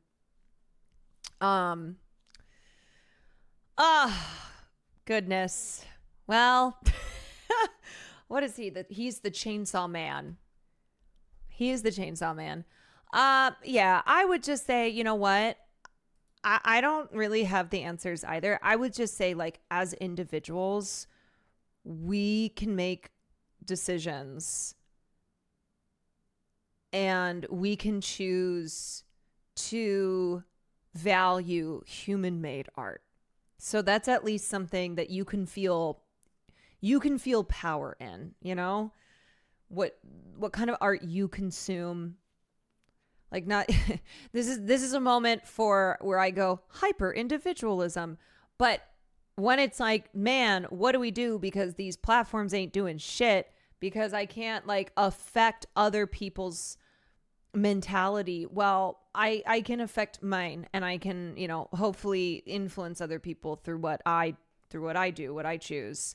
But I think in this moment, you know, it's something where you go, well, I'm going to make this decision. I am going to make this decision to value the art that is made by humans.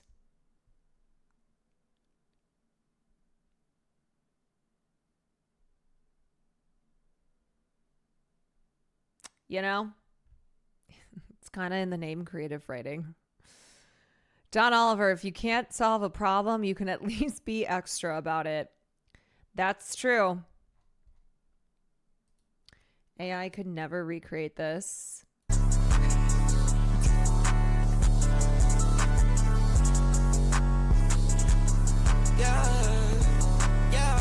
Where do you find this stuff?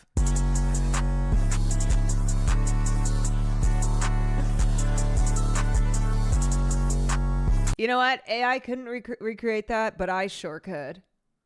I could do that easy. Easy peasy.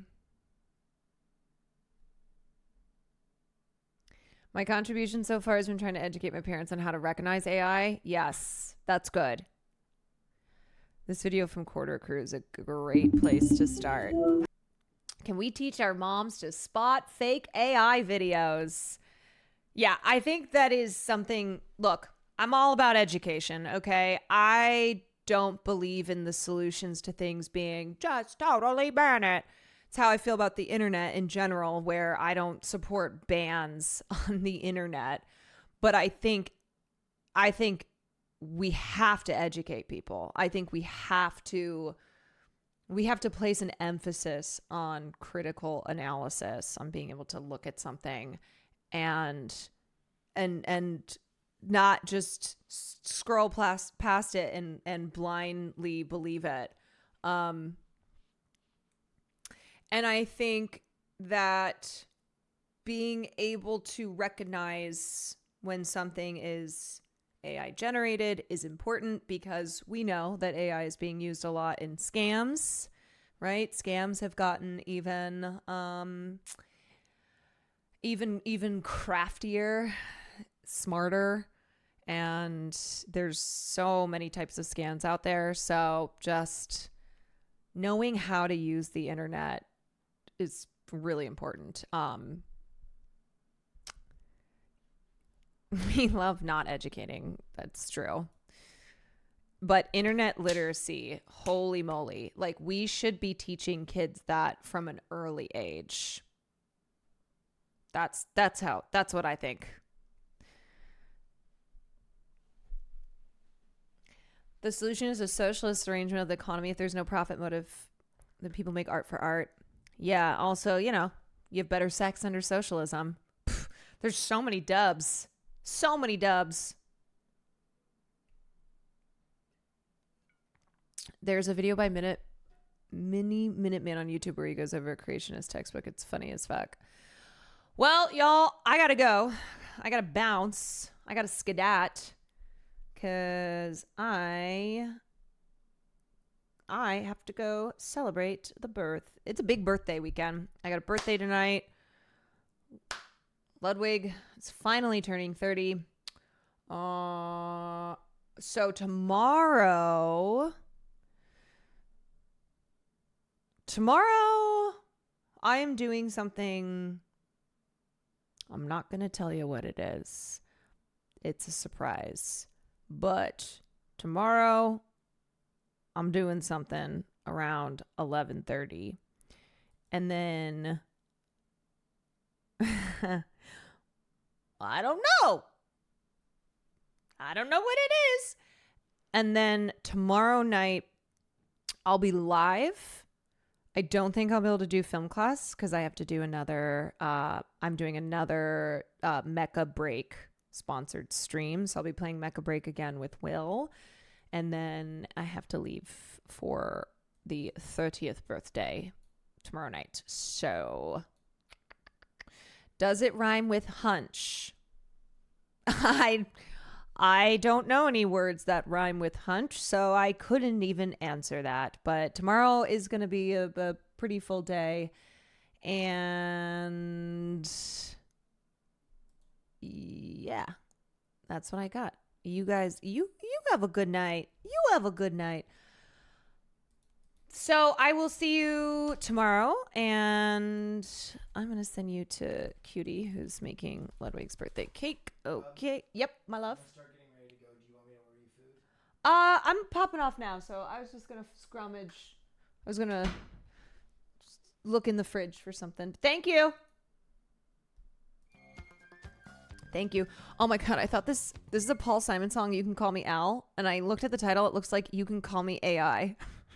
I was like, what? How did I end up on this? You can call me Al, not you can call me AI.